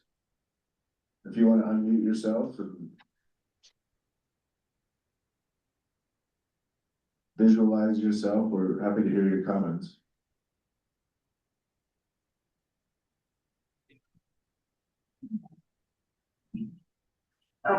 They declined to be promoted to a panelist. I'm sorry. Are you with us, Gil? We're diverting is to 5.94. That's based on all the way up to. Gil, can you hear us? And that is meeting our demand. And we go get it. Then we'll have 159. I will probably take oh, it's hard for me to figure this out right now. Let's just say that I'm gonna take 3 cubic foot per second. So Gil, we're having a really hard time hearing you. To tell you where. Can you hear me? Can we do that? Maybe otherwise exposed. So I'm not sure that they're aware that they're online, so maybe we can just come back to it if they need to. maybe what we can do is we can take a break. If you guys could work with Gil to see if we can get him going, and then we'll have him right after the break. A little bit of information on what's happening with ECMC as it pertains to some of the work we're doing at the Colorado Produced Water Consortium. I think most folks know this, and I know that Hope does a great job of keeping consortium members informed as to what's going on in different departments at DNR through emails and updates.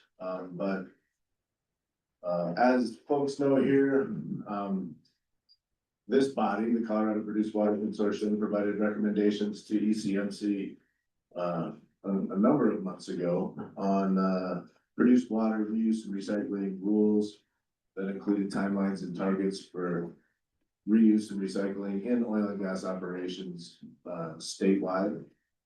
So those rules were promulgated and they have now been implemented, and they are in effect as of January 1st, 2026. And so all new oil and gas applications that have been submitted since January 1st, 2026. Are required to reuse and recycle a minimum of 4%. Reduce water in new oil and gas operations. Now, the implementation of any new rules does run into certain challenges in North Blacks, and the produced water rules here did as well. And so, there was some frustration or maybe misunderstanding with the timing of the implementation of those rules. With some folks, wanting to be able to reuse and recycle and get credit for those reuse and recycle targets, prior to January 1st, 2026, or prior to, for OGEPs that were approved prior to January 1st, 2026. Hearing that feedback and working with different stakeholders, ECMC did come up with some guidance documents that would allow for reuse and recycling to be done for OGDPs that were approved prior to January 1st, 2026, and also enable them to be able to get credit for those. And so ultimately the goal there being to be able to encourage operators to reuse and recycle produced water,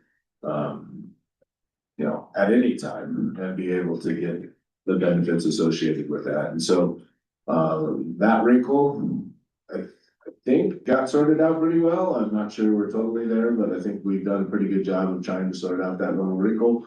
There's some other wrinkles around calculations of air emissions and things like that, that are other things that maybe are little wrinkles right now that we're having to work through. And so I think that's just part of implementing new rules, especially novel rules, like we did around produced water reuse and recycling. And so happy offline to talk about that with anyone that has any more interested in learning more about what's going on in there. As we could go ahead, Clay. Hi, Jerry. I was just, that being a great example, I don't know what I was. Hang on, sorry, I get a man like Paul. Being a great example, you think I was gonna request, and that was, we've implemented, or I should say, we've made, studied and made recommendations for a number of things over the last few years. And I asked, on the way up here, is there a way for you or for the consortium to compile a list of all the recommendations and things that we have worked on requesting changes, some being ECMC rules, other issues, a list of all those things and what their status might be as of today in terms of implementation. Yeah, I think that's a good recommendation. And if you choose to take that mission, we would appreciate that. So the other thing that this group worked on over the last year was looking at and making recommendations associated with the blanket prohibition of centralized produced water treatment facilities and disproportionately impacted communities. That was part of HB 23-1242, and ultimately then had to be a part of the implementation of the produced water rules that we made recommendations on. That was a challenging conversation that this group had on a really difficult topic. We were able to come to consensus on a recommendation to ECMC and DNR on that topic. Ultimately, the recommendation that we provided that would increase enhanced protections for disproportionately impacted communities was not moved by DNR into legislation in this session. There was some challenges to it in the legislative process that wouldn't enable it to move forward legislatively. And so I'll talk a little later at the meeting here today about what next steps this group may be doing, should they choose to take the mission that is presented to them on that topic, to look at different ways to maybe approach that conversation again. And so, but that's an update on that. And then finally, as part of the implementation of the produced water rules that were promulgated by ECMC. There was an air emissions working group that Assistant Director Sadako has been participating in on behalf of the consortium. That emissions work group has been meeting regularly to look at ways to monitor, track, and report emissions associated with produced water recycling, so that applications moving forward, trying to implement the new reuse and recycling targets and dates, are able to do so while still meeting the statutory requirement that it not increase the overall emissions associated with oil and gas operations in the state. And so that is about to wrap up with a recommendation, I think, around mid-August or so. At that point, there may be a request by that air emissions group and therefore perhaps ECMC for this group to work a little further on the air emissions question and look at technologies and strategies associated with transportation, storage, treatment, and infrastructure needed in order to be able to minimize air emissions to the greatest extent and reuse recycling operations in the state. I think this is a great group to potentially work on that topic. I'll talk about it a little bit further, but the air emissions group is coming to a conclusion soon, and will present to ECMC and in turn to us their findings when they conclude their working group. So that's it for me from the ECMC update. Happy to answer any questions on those things, if consortium members have any questions.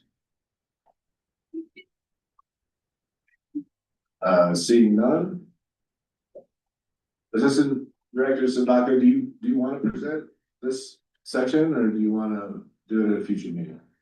You guys want to do it? I know we're kind of behind a little bit, but I'm happy to go now, or I can talk at the next meeting as well. Okay. I'll tell you what, I'm gonna put a pin in it for right now. We're gonna continue moving forward with the agenda, and then should there be time, let's do that your section at the end. And then if that doesn't work, we'll move it to the next agenda. Yeah, I can also just send it as an email. That could be too. So, John, yes, Harmony raised her hand, she had a question. Harmony, sorry, I missed you up there. It's more of a comment, and it probably adds on to what somebody else asked in the room. It's hard to tell who's talking where. About what our recommendations are and where they are today. And I can say what the legislative intent is and seeing how things are playing out. And I know we have to give time for the rules and things like that, but I think we're already hearing from a lot of the commoners and seeing how OGDPs are coming in without recycling, then also talking to industry about some permitting issues. I hate to propose another working group, but I sit here really frustrated that in this space, I don't believe we can, or can we have a conversation about what the challenges are, how the rules were written, how they were interpreted, and how they're actually playing out.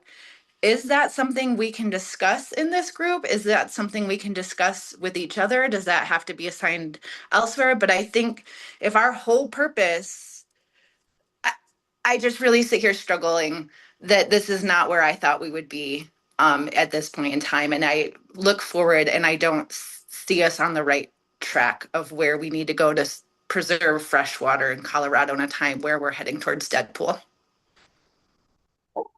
Thanks, Henry, for your comment.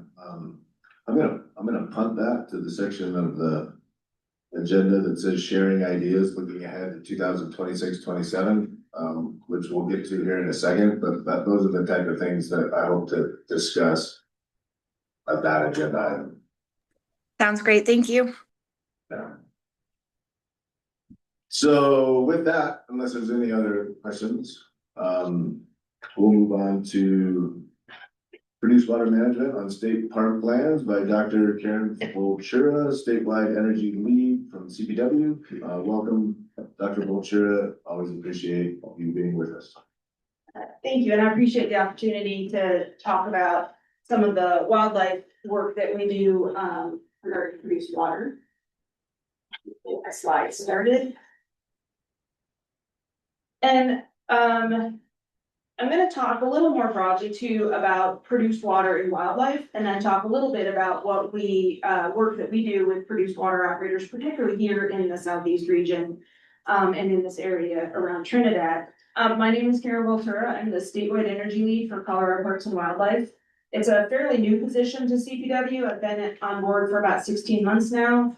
My role with ECMC, I'm the primary point of contact for CPW around rulemaking with ECMC, as well as like broad perspectives like this. I work on the Biological Resources Working Group. And I also manage our oil and gas compensatory mitigation program for CPW. More broadly, I also manage our renewable energy program. And through that, work very closely with local permitting authorities, so counties, and municipalities that are permitting those projects, as well as our scientific staff on background. And then I also work in the policy realm, any energy related to or any policy related to energy. And I put that last because it's the most frustrating probably part of what I do, but very important in Colorado. I do want to talk a little bit about our energy program really briefly. The CPW's Energy and Land Use Program really was initiated during the first round of oil and gas rulemaking, the establishment of COGCC back in 2007. CPW was a consultation partner with ECMC during these rules, and I believe we had 7 positions come out of that bill, and we stayed at 7 for about 15 years. With more recent legislation and more recent tasks for CPW, we've been able to grow that team a little bit. We have in each region, there's a senior resources manager who manages energy, lands, and water consultations. CPW has a significant amount of water rights. We have a lot of small water rights, put it that way, so it takes quite a bit of management, and each region has their own specialist as well as our state specialists. And the senior resource managers are also subject matter experts in their field. And then along with my position out of Senate Bill 24212, which was renewable energy and local governments, we added 2 regional energy liaisons for renewables, one in the north, one in the south, primarily to increase capacity so that our energy liaisons in the regions had more time to deal with oil and gas, and we sort of have shorter response times, being more interactive with our local partners. The team itself is pretty diverse. We have expertise in oil and gas, renewable energy, recreational impacts, federal land management processes, compensatory mitigation, and coordination with local government.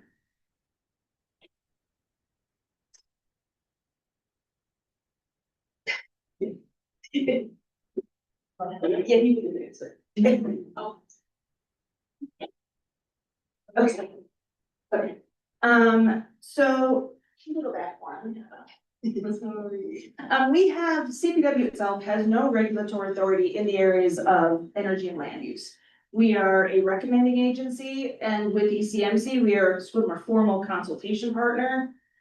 We work with other state regulators like the Division of Reclamation, Mining, and Safety in a consultation role. We work closely with local permitting authorities as well, and with developers and operators, sometimes over the course of years, to help minimize and avoid impacts to wildlife from their design and operations.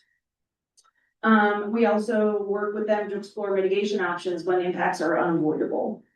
And our role again is to assess the impacts based on the best available science and convey those to the decision makers. And again, we maintain expertise in these areas and cover everything again from energy, and with land use, we work with CDOT on wildland crossings. We work with mining, recreation, all sorts of things.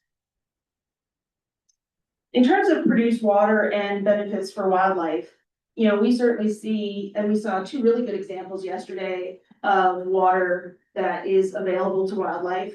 And it not only as a water source, but a source of habitat for them, including forage, cover, all sorts of things.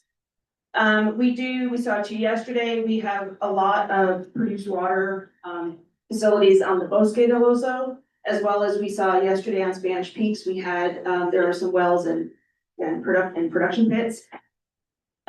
We, to my knowledge, and I did kind of survey our staff, we do not have a lot of areas with, surface discharge permits. We do have one on the Bosque that supports a small wetland, and we do see a lot of wildlife using that, both for forage and wallows and some other things.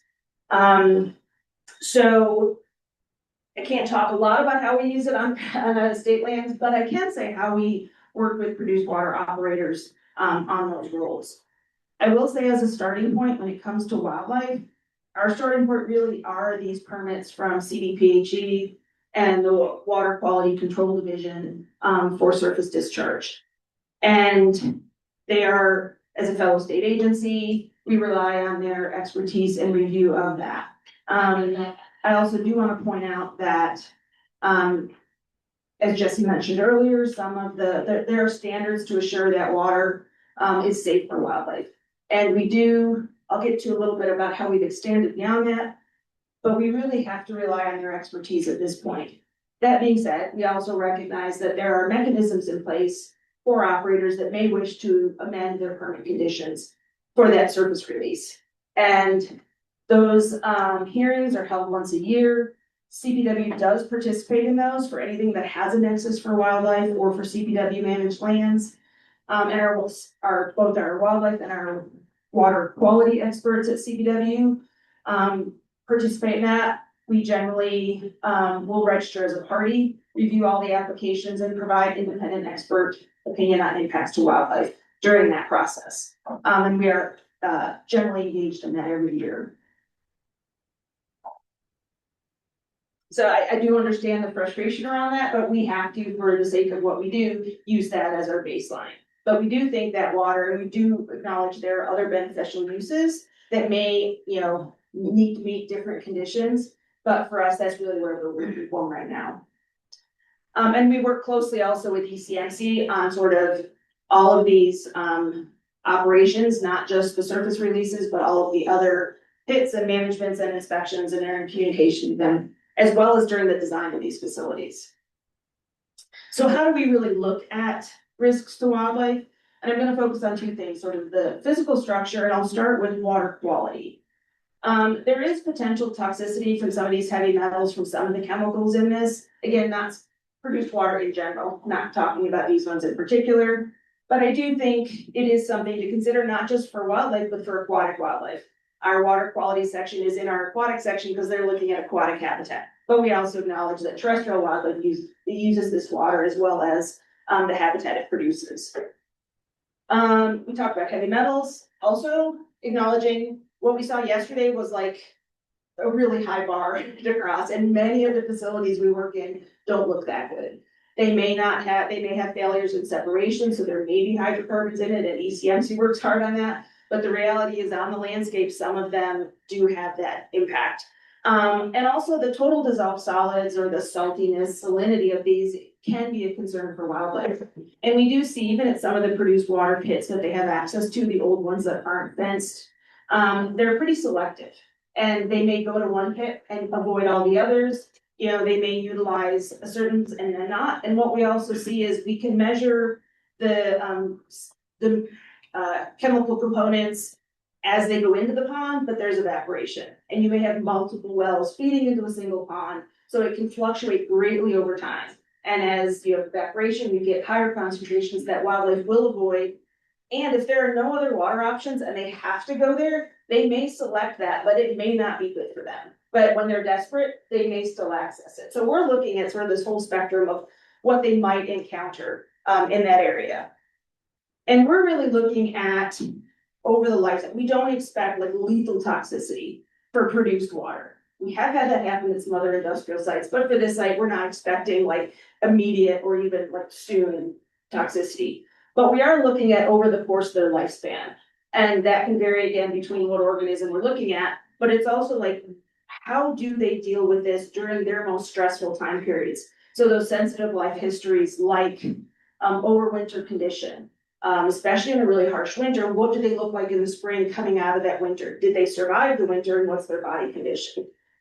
That's also for females when they're producing offspring. So calving and lambing, if they come out of winter in bad conditions, they may not have kept their calf or their lamb. Or they birth one that is a really low weight, low condition, is struggles. And if they can't get enough energy to feed, to lactate, again, you see this further decline. And these are the most stressful parts of their life history. And when we look at impacts, we really focus on those. Also acknowledging there is not a lot of research on wildlife and what those limits should be for a lot of these, particularly the total dissolved solids. And while there is a lot of research on livestock, a subset of that livestock research probably carries to wildlife. Short-term studies probably aren't going to be very helpful, and certain ways their designs. I'm a little optimistic. We're seeing a few more that look over a longer period of time that look at this production of offspring, condition of offspring, long-term exposure, and they have sets and limits that pretty much match what we were kind of anticipating. And so we're continually looking at what's coming out, but also acknowledging that livestock and wildlife are different. They have different stresses, different physiologies. Domestication has changed livestock to be different from wildlife. So we do want to acknowledge that not all of that is going to be carried over. We've been a lot of talk here about fencing and netting. We saw some yesterday. Older pits, we sort of have a mix of those, and we have pretty significant risks at some of them that related to wildlife being either trapped or drowning or otherwise being injured in those. The question of pit lined versus unlined, I'm not a geologist, I'm not a water specialist. We really relied on ECMC's experts to determine that. And when the 2020 rules came out that all new pits had to be lined, CPW said lined pits, some of the benches are more risky to wildlife than an unlined pit. There are still risks from unlined pits, but the lining itself can get slippery. They can't get out. You can try to put ladders in, they don't always work. There's additional risks too that people don't think about birds, but anyone who's had a stock tank with the cleanest fresh water, you can still have birds drown in those tanks. If their feathers get wet, they're heavy, and if they can't walk out and dry out, they will drown. They will exhaust themselves, suffer from hypothermia, and drown. The additional risk from these produced water ponds is that this salinity, these dissolved solids, if they get on the wings, they can weigh it down, and if they crystallize, they can make them less waterproof and increase the risk of drowning because it affects the feather structure and increases the weights of the birds. So you think they can fly in and fly out, but that really isn't the case in some cases. So we assess that as more of a physical risk. Again, the water quality, we talked about the fluctuations, the differences between wells, and some of those levels of contaminants can reach a level where we are concerned about wildlife ingesting those. I will say, like entrapment drowning, again, big game that is slippery, even small mammals, if they can't crawl out and dry out, they're going to be in significant risk. And so we do have fencing and netting standards because of that. And we are doing that on line ponds. We're also looking back at some ponds that we may have had a series, some ponds are worse than others. And we can identify those, we're working with ECMC to try to retrofit and improve safety of those. Again, that's one of the data improvements, tracking old ponds. You might know where they are on your property, but as a state, we don't know where they are. So there's been a big push at ECMC. The first list they sent me, so I spent 9 years in the Southeast region doing energy consultations prior to my statewide role. So I'm very familiar with these. And I think the first list they sent me had 700 pits, and it was a subset of what we wanted just in this area. So, but having maps of that really helps us identify where we want to focus our efforts. And then the testing related to the 2020 rulemaking has been pretty critical. Access to that, understanding, as opposed to, I think we did it once a year before. So having that information, identifying which pits might be more risky than others, has been pretty critical. And then lastly, I do want to talk a little bit about CPW does our own water testing in this area. We worked closely with ECMC during the Raton Basin study that you'll talk about later in terms of access to our properties, both at the Bose Bay and Spanish Peaks for sampling, as well as our own sampling. That was done Since about 2021, we noticed some water, salt deposits of what we thought were salt deposits at the edge of the lake. And our water quality group works with Riverwatch in the Purgatory Basin. And has been sampling along that for at least since 2021 and continue to work with Riverwatch. I think we've presented this to the Purgatory Conservancy as well. And it's still ongoing.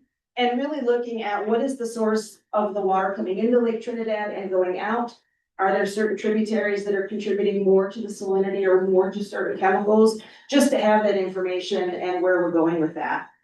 And I know part of this is also what's going to be talked about, so I don't want to go into it too much, but happy to share that with you if you're interested. And what it did find out is the water coming into Lake Trinidad and going out is about the same, just based on volume. But there are a couple tributaries that are contributing probably more than any else to that water.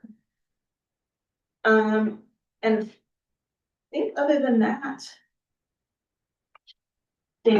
so happy to answer any questions. And I'll be around all the rest of the afternoon. So Thank you very much, Dr. Vilchera. That was super interesting. Always good to get the perspective of CPW on these topics. Consortium members, does anyone have questions for Dr. Vilchera? Either in person or online? Oh, sorry.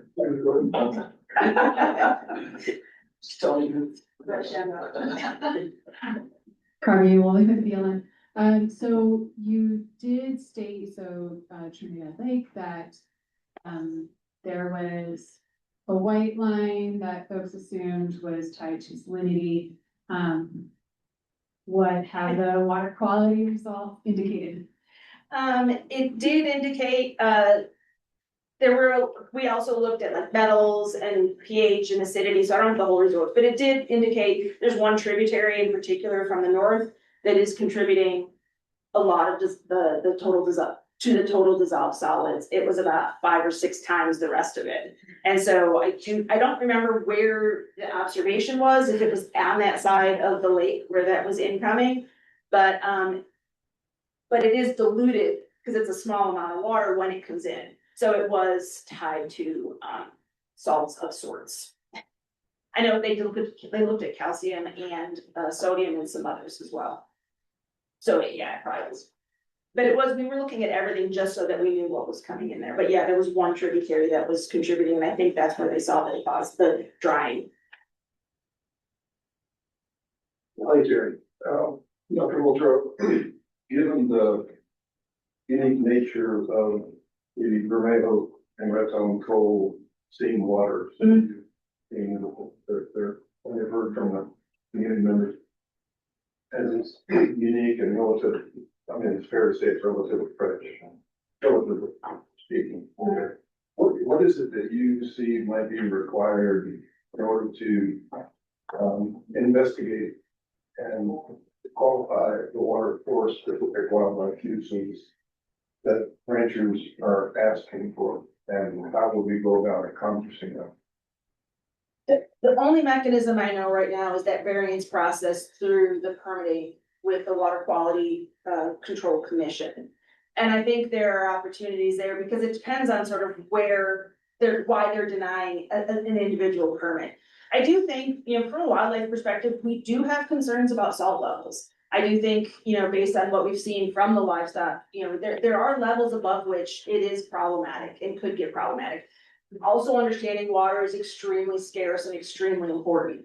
And I also wonder if there's a way to separate those that right now it's just a water discharge permit. Is there an industrial versus a wildlife agricultural use distinction between those two? Again, not my permit, not my place to say.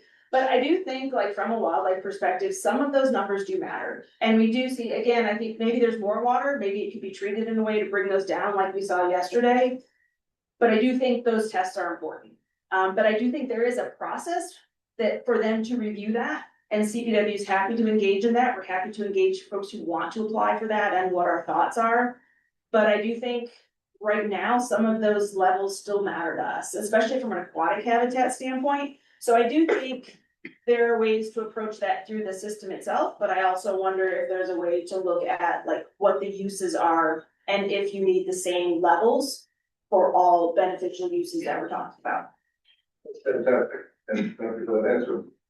And the follow-on question is, so how would a local rancher or operator, make the request for that kind of inquiry to understand you, necessary permit with the appropriate kind of variance in a critical time period? The permit holder would have to do that, my understanding of it, again, I'm much more familiar with ECMC's process. But the permit holder has to be the one to apply for that variance, so it would be the operator, as far as I know. If any operators in here want to correct that, but whoever holds the discharge permit, even if they're discharging onto your property, you can support their application through that process. But I think they have to do the variance, but again, caveat that, if anybody online, Tessa may have more words on that. Thank you. Other questions? Thank you, Dr. Fulcher, appreciate it. Thank you very much.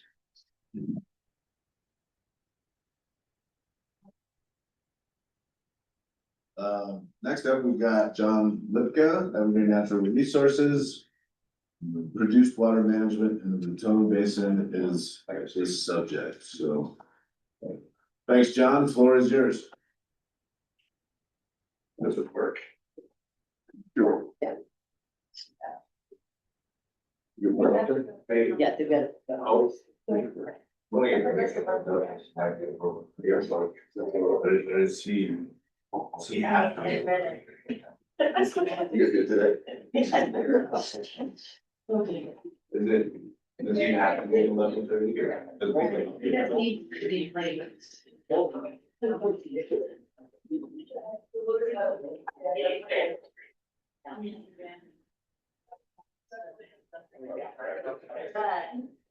morning. I'd like to acknowledge our regulatory group, TJ Fernandez right there, Brandon Brecky, what it was like, and I'm not shy in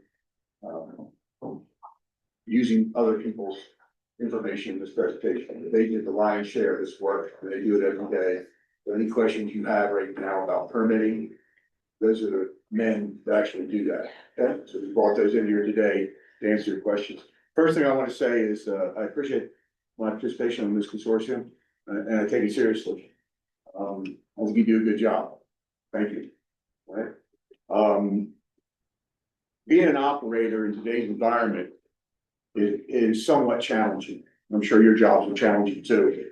But I want to let you know from an industry perspective, and I know my colleague Rick from Chevron would say the same thing.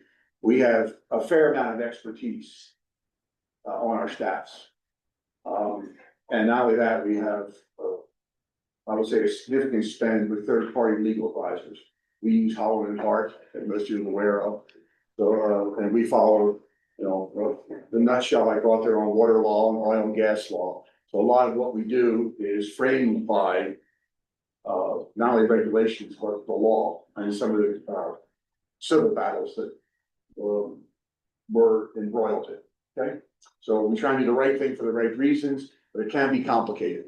And I think you should acknowledge that water rights in and of itself, water law, is a very challenging aspect of the law. Okay, so one thing you should know is every operator submits this. You should see it, source.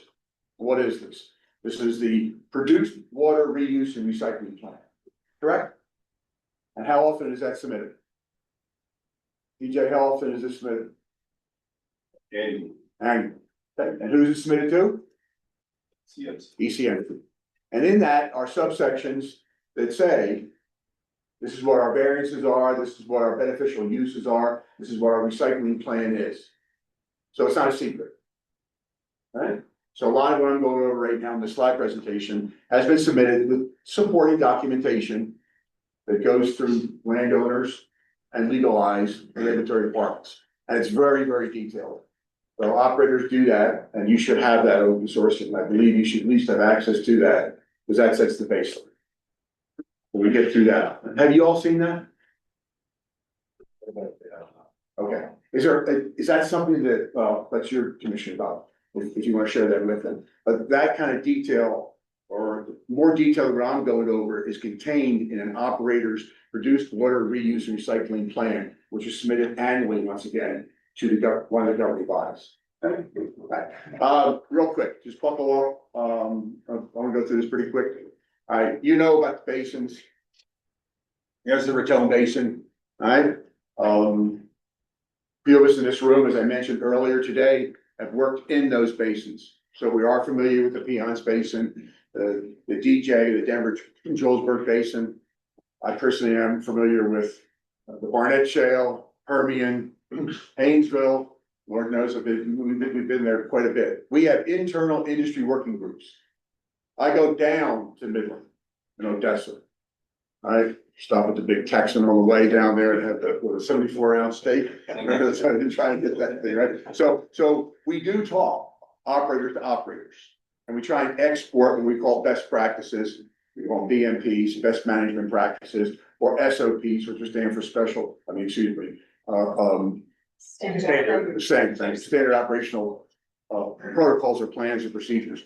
All right, so we do, and then we morph them or change them depending on the regulatory environment we're operating in. So my BMPs are different in the Piceance than they were in the Permian. They're certainly different when I'm in Haynesville. Yeah. Okay. So is the food, by the way. Okay. All right. So there's our base. You can see, and I like what one of the gentlemen mentioned from New Mexico, trans-border or trans-boundary bases. Basically, here we are again. I believe on your way home on the bus, I've mentioned you should go back up Highway 12, the Highway of Legends, go through there and you'll go through a little town called Stonewall, which is very well known for its geological formations and the shifting of the plates there. And a lot of come in there to see that. And you'll come back on 25 through Walsenburg. And that's worth your time going back because you'll see the geological formation here in this basin. All right. Again, I'm not here to represent one operator. This is not an ego show. This is about the industry. Okay, but in this case, the operator I work for right now, we operate approximately 2,200 coal bed methane wells.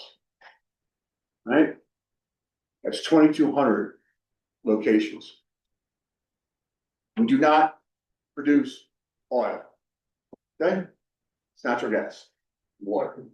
There you see the acreage right there that we operate. We effectively manage approximately 1.4 million barrels of produced water monthly. And there's the acreage feet listed. I'm not going to give you death by PowerPoint. Everybody here can read. And we try and balance our operations, ensure compliance, good stewardship. We take that very seriously. So what my previous background was, I believe in following rules and regulations. Right? And I believe in transparency. For those of you that are not in the industry, here's your typical diagram of a CBM. We keep talking about coal bed methane. Like we have to dewater. You have to dewater to get to the gas. Pure and simple. Right? There are coal seams that we're tapped into. You know what coal does to purify water. Right? So that's basically what you're looking at right here. And then we separate it, or it's separated as it comes to surface. So yesterday you saw gathering lines. Those gathering lines were for the collection of water. And that water then from the wellhead could go off to a pit, lined or unlined. All right, it could go to a gathering system, series of pipelines, and that gathering system that I'll explain to you where it goes from there. Your gas is separated from that or comes out at different, and then that's a different set of pipelines. Most of our pipelines that are out there are in trenches.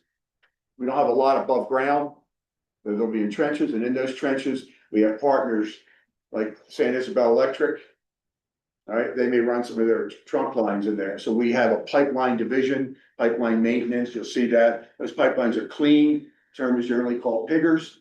Those will pig the lines with what are called pigs that go through. You get a smart pig or a not so smart pig, based on the instrumentation that goes through there. So you have to maintain those pipelines.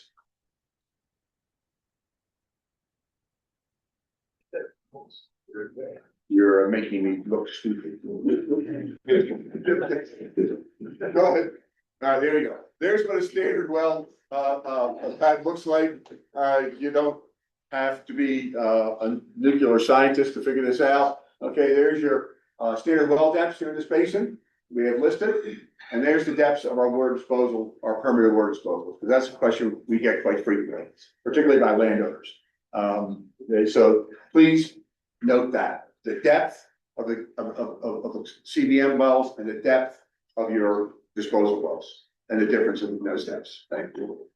In this case, this is your wellhead, an engine that's running the what we call progressing cavity pump or PC pump is spinning on that. And I just showed you in the previous slide where your water is handled and your gas and how it flows.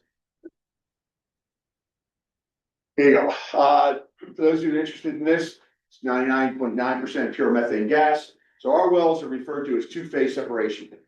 Water and gas.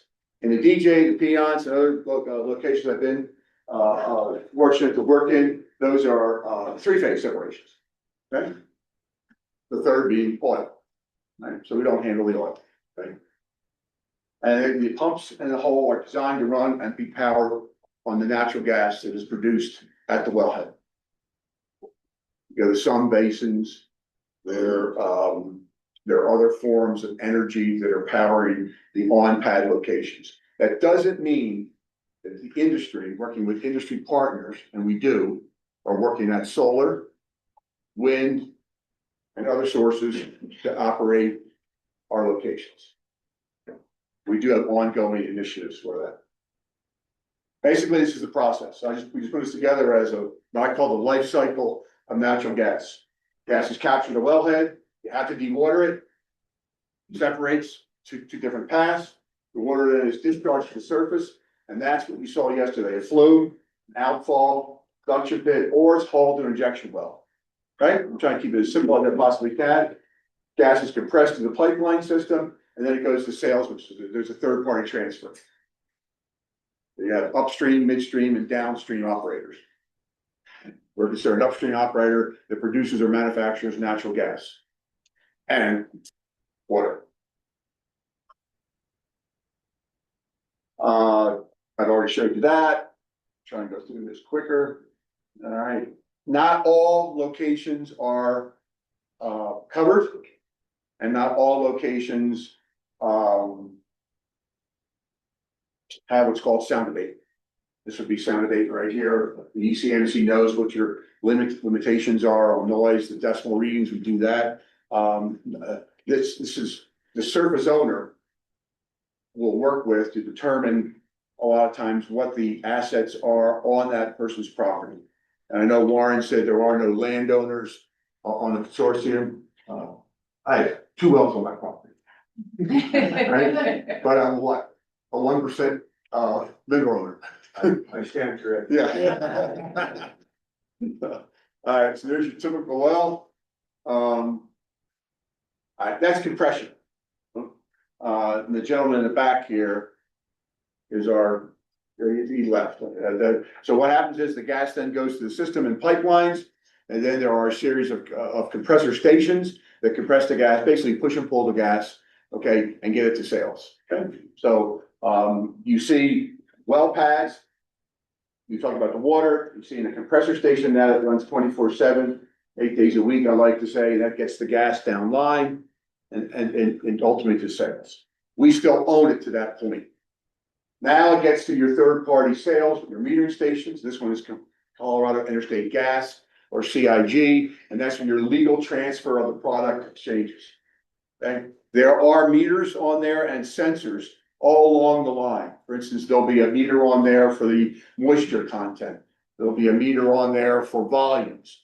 And so that right inside that fence, when you're driving the basin, that's another industry partner that we all work with. That's called a point of custody transfer of the commodity. So that now is handed over to Colorado Interstate Gas, which is under contract, whether it's a firm contract or not. It's a contract to move that commodity, that product for us. Okay. And it has to meet certain standards with moisture content and volume, I might add. So what happens is that gas now will start to be commingled.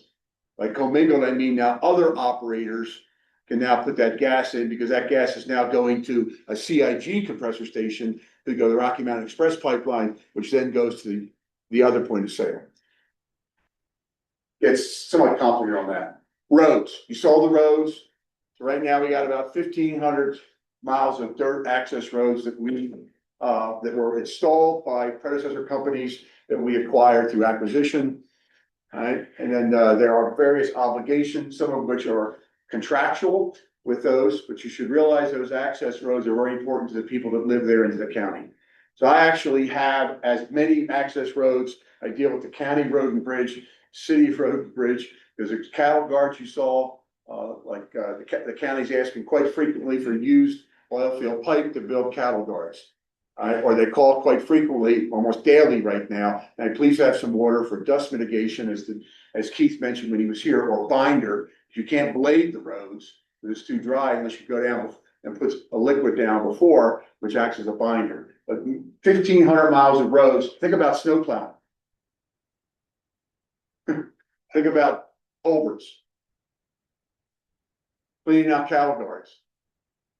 Gates. All right. The key is when those roads were built, this field was in what we call the D&C phase. It was in the drilling and completion. So the operators were like Warren at the time was a subcontractor. They were going in cleaning pads, clearing pads, and that's when a drilling rig would come in. So the majority of the traffic in a different phase of this field was by the natural gas companies. The majority of the traffic right now in those 15 miles is not oil and gas. It's transitioned to landowners, DHL, UPS, Amazon. But who's maintaining the roads? Who? Natural gas. And the cost associated with that is significant. If natural gas goes away, those roads go away. And the maintenance. Shifts to that gentleman right there. How many blades do you run? Not enough, never enough. All right, and then we got the miles of water gathering pipelines, your compressor stations, and we have 12 injection wells that are permanent. I already mentioned the dust mitigation. You saw it. That's HOAs or homeowner association or POAs, property owner association. All right, so we're dealing with them on a daily basis. They're not shy to call. 70% surface discharge, 30% injection. You saw that yesterday. Any questions about that? All right, here's the life cycle of that. Wellhead, gathering system production pit, surface discharge. I think you got a pretty good visualization of that. There's your surface discharge. You saw? Blue, saw, which I think we're collectively pretty proud of that. Not just Evergreen, but the industry. All right. Again, it's not about Evergreen, it's about the industry. The men and women that work there, which I believe are pretty good in what they do. Here's how they're designed. We operate 9 requests for 2 more. Maybe we have 2 more requests, right? I know the gentleman in the back that was the rapper, but I didn't know was a rapper, but he's got a request. So what we did is said we have to go through the permitting process, correct? We have to go do our late work. And then I said, now I've shifted and said, you know, what you're gonna help pay. And he's willing. So as I mentioned yesterday out there, he's willing to pay for the material and the maintenance, which is about $5,000 for material, about $5,000 a year in testing, because that gentleman's out there and that gentleman's out there testing quite frequently, right? And so if they are willing to do it, we get it done, we're gonna try and push for them. You saw the pits. We talked yesterday about lined, unlined, a relationship with the Hill Ranch. That was really Mike Palkin, the ranch manager, that wanted some way for the wildlife to get out. You can talk to the ranchers about whether that works or not, but it's an example of us having to put a working group together, which included other operators. We talked about, hey, what can we do to help you? Saw that.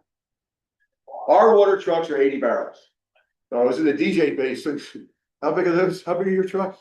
120 barrels. Yeah, that's, you know, these, you know, and I knew the battles up there, like I said, with Meade, City of Meade, and over those trucks and because of the size. So when I came down here, I was like, wow, they're like miniature trucks, you know? So our trucks are smaller, 80 barrels. and they then will pull the water out, and they have PTO pumps on them, and then they'll go into a tank battery then into the ejection well. Okay, so our water trucks and the roads they're traveling on are generally speaking like the roads you saw yesterday. So there's not a lot of traffic, very rarely there's traffic, except when Si's got the rad mountain biking race, you know, to jog some of those mountain bikers. There's the size of the truck. They do require a CDL. Working with Trinidad State College and the community, there's a need for CDL. So what we did in the industry is we now will train and help our employees get their CDL. So there's a program we have in-house to help them with their CDL. And we're talking to the city to try and help them. We do the same thing for the state. They are CDL operators. That's what the injection well tank batteries look like. You pull up right here, on pumpkin, offload, that's what an injection well looks like on location. Now you saw a producing well, now you see an injection well. So now you pass the test. You go out there and do that. Here's what the down hole looks like, because somebody asked me some questions and I asked Brandon to put a slide in. You can see the difference of how an injection well operates and the depth. The big thing for you is what you focus on depth, because what almost on a weekly basis, people will say to me is you're injecting water back into the earth. We've talked about that. And the perception is that we're injecting it back at the same level as a producing well. Not the case, right? Water testing. Big cost for an operator. We don't have a lot of laboratories down here. There's a time constraint. 12 hours. You have to get to the lab, the tests are done. And when I first got down there, we were shipping it in coolers and FedEx was coming, our loading dock. And how much was that a month there initially? Like around $200. $200 a cooler, right? We're shipping 10, 12 coolers at times, right? And you gotta get to the lab's gotta do it for 12 hours. And you just imagine the cost. It's significant cost. So yes, we have questions about sampling and testing. We're very proud of what we do. I think I keep saying we, the industry does test, right? And we do have, it goes to accredited laboratories. We do have the test results. And I believe we do our due diligence. The thing about testing now that's very interesting is that I've actually pushed back, and you've heard it today. Kelly, why don't you test? And right now I have four ranchers, landowners that have said that they want to test or they have tested. They said, I know the state's done some testing. We've done our own historically dating back years. So we have our own test results, irregardless of what a state agency has done in a research project. And we're willing to keep doing that again. So now we're finding is landowners and ranchers have done testing, they're willing to continue to do testing, and now new ranch owners and landowners saying that we're willing to take on even more of the responsibility of testing because it's our property. The well is on the surface owner. You're discharging the operator permits, the long-term trend analysis and monitoring, the samples, we just talked about them. There's the two agencies that they go to. So we do share that information. They have access to it. They can answer your questions on this consortium about water quality. They can answer questions about the trending of that. There is transparency. It's being tested. Samples are being collected under the protocols at a significant cost. They're being transported to laboratories. All right. We're paying the bills for the laboratories, and those test results bear what they bear. I believe it's a resource. I support what these landowners are saying, and I'm not as passionate as Si on some things. Last night she was pretty passionate, but I do believe it's the right thing to do. Here are the 1, 2, 3, 4, 5, 7. All right, 7. I went to college on the baseball scholarship. 1, 2, 3, 4, 7. These are the 7 requests I get on a daily basis. And I'm not kidding you. As the person that's responsible for the operations of this particular company, basin-wide, every day. Day and night. And I'm sure Dave is, you're getting calls the same way, correct? right? And we have to deal with that stuff. And it's a challenge, correct? It's a challenge. So let's just real quick, dust mitigation. They're saying your trucks are on these roads. You own the roads. You own 1,500 miles of roads. You own the trucks. Gave the guy a CDL, the lady a CDL driving it. Water's coming out of your wells. We need the dust to be mitigated. Now the HOAs and the POAs have even threatened lawsuits against us for not putting dust mitigation best practices in place. Okay? They need the binder for the roads. You heard the gentleman here with Road and Bridge told me, I can't blame. I'll blame Powell. And he said, I heard the story. He said that your water is of such a composition that it's going to turn the roads into more dust. They said, no, it can't get any dustier. All right, and it's not going to go down to the ditches if you do it right with a pancake on there. And it's so dry right now, it's going to evaporate almost immediately. So they want binder. So now your county wants it, ranchers want it, property and homeowner associations want it. Ranching, I think we've heard that from our ranching partners. All right, they're pretty passionate. I think we beat that into the ground. I've heard them. I want to help them. The big thing for me on ranching is a rancher will stand there with me with a cowboy hat on. You're standing there in his ranch, and one of our water trucks goes by, and we pulled water out of a pit, and it's going to an injection well. As the dust goes by, Bill's look at me and go, "See, you just came out of that pit. It's on my property. I got my cow standing next to the pit wanting a drink.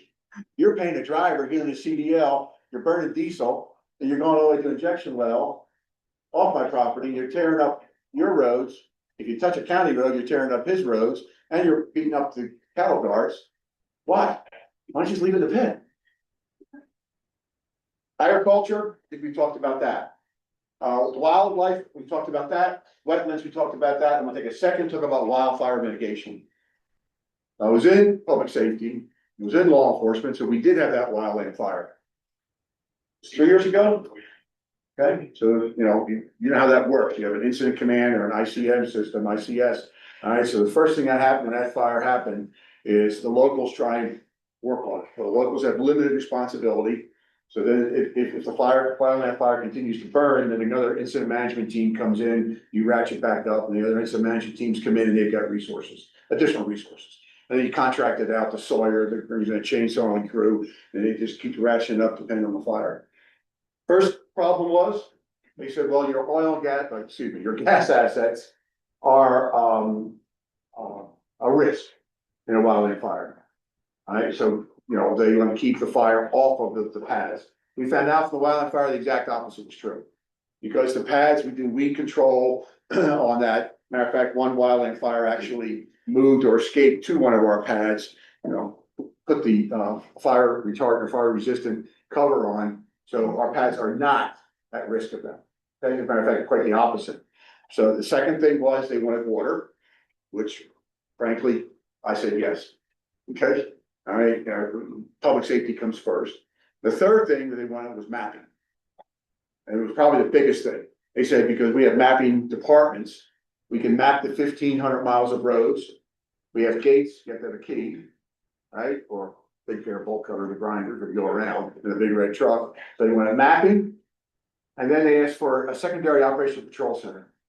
So when we were in Canada, we actually built trailers and gave them to counties. I'm sure other operators do the same thing in Texas as a partnership. So the trailer comes down with communication. So we opened up and built an OCC. So in the Raton Basin, we have an operational control center, which is inside our field office, which has a series of screens, enhanced internet coverage, handheld radio communication coverage, and it serves as a backup if something were to happen to the 911 dispatch center here.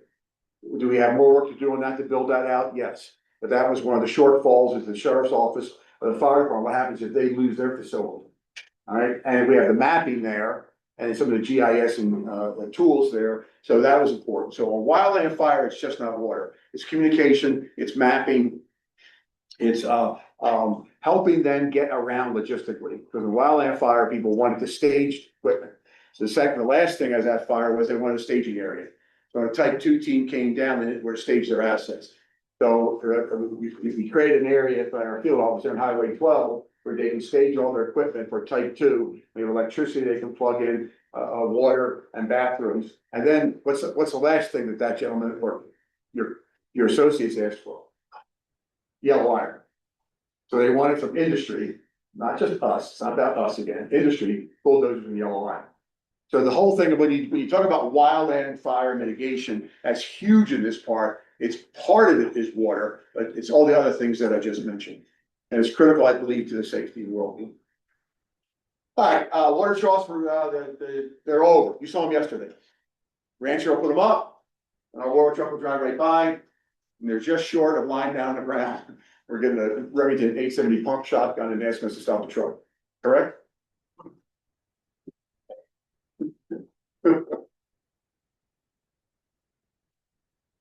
That's just, okay. So, we already talked about that. You talk about traditional oil and gas, the previous meetings I've been in with this consortium, and I appreciate what you do. You know, we talk about oil and gas, oil and gas, oil and gas, oil and gas. I want us to stop. We're not oil, we're gas. Okay? I think you got that now, right? All right. We have in-house resources. This particular company. So we have a shop. Commissioners have been out there, heavy duty shop, so we'll repair heavy equipment.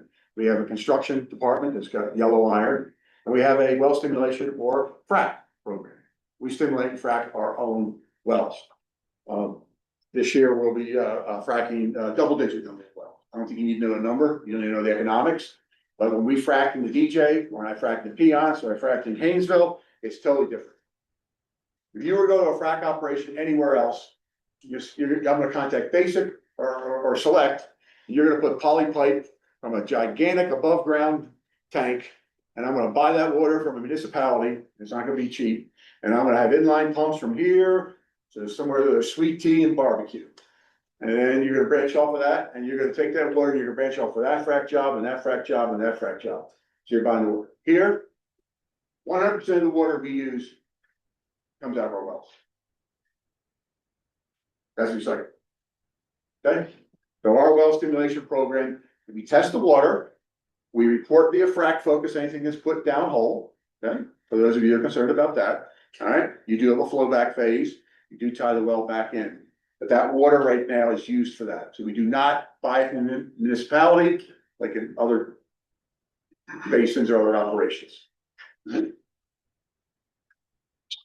All right, I think you already heard about that. I think we're all pretty, I know we're pretty, Dave, we're pretty protective, I guess I would say, of our community that we live in and our partnerships. With the wildlife, you come down here during hunting season, it's huge to this community, the economic impacts for the hunters.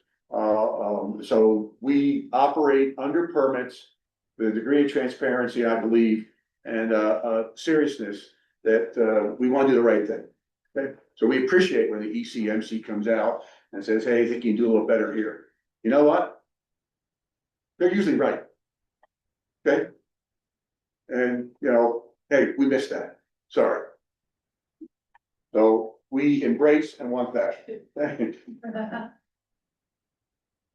And just a couple pictures I asked them to put in, so we put our wildland cameras up. We just wanted to personalize it for you, that some of the things. Now, for those that are online, which you missed, and if you want to come down and join us again, we'll certainly be willing to entertain you again. Okay, because I believe this is worthwhile. We went to had lunch at the Spanish Peak State Wildlife Area, and I thank the CPW for that. You know, you tried to charge. Did you hear that? Yeah, you want to charge $150 for a special use permit. Oh, I didn't pay. All right. You saw on the McDowell Ranch, and then you've already heard from Warren, so you saw that. And you went up to Bunker Hill, which Jermaine and I did not make it to there. All right, and just all that, okay? And you see the impacts from those outfalls and wetlands. And even though we were so late, you could not get a walking tour, and I think this is my last slide. I like what they're trying to do down here. Okay? I've only been, how many years I've been down here, but lived up in Evergreen, Colorado, and I like what they're trying to do. Okay, and I like I like this South Central Colorado. I like the people and the commissioners. So they are trying to do that. So I would appreciate it. Come down here, recreate.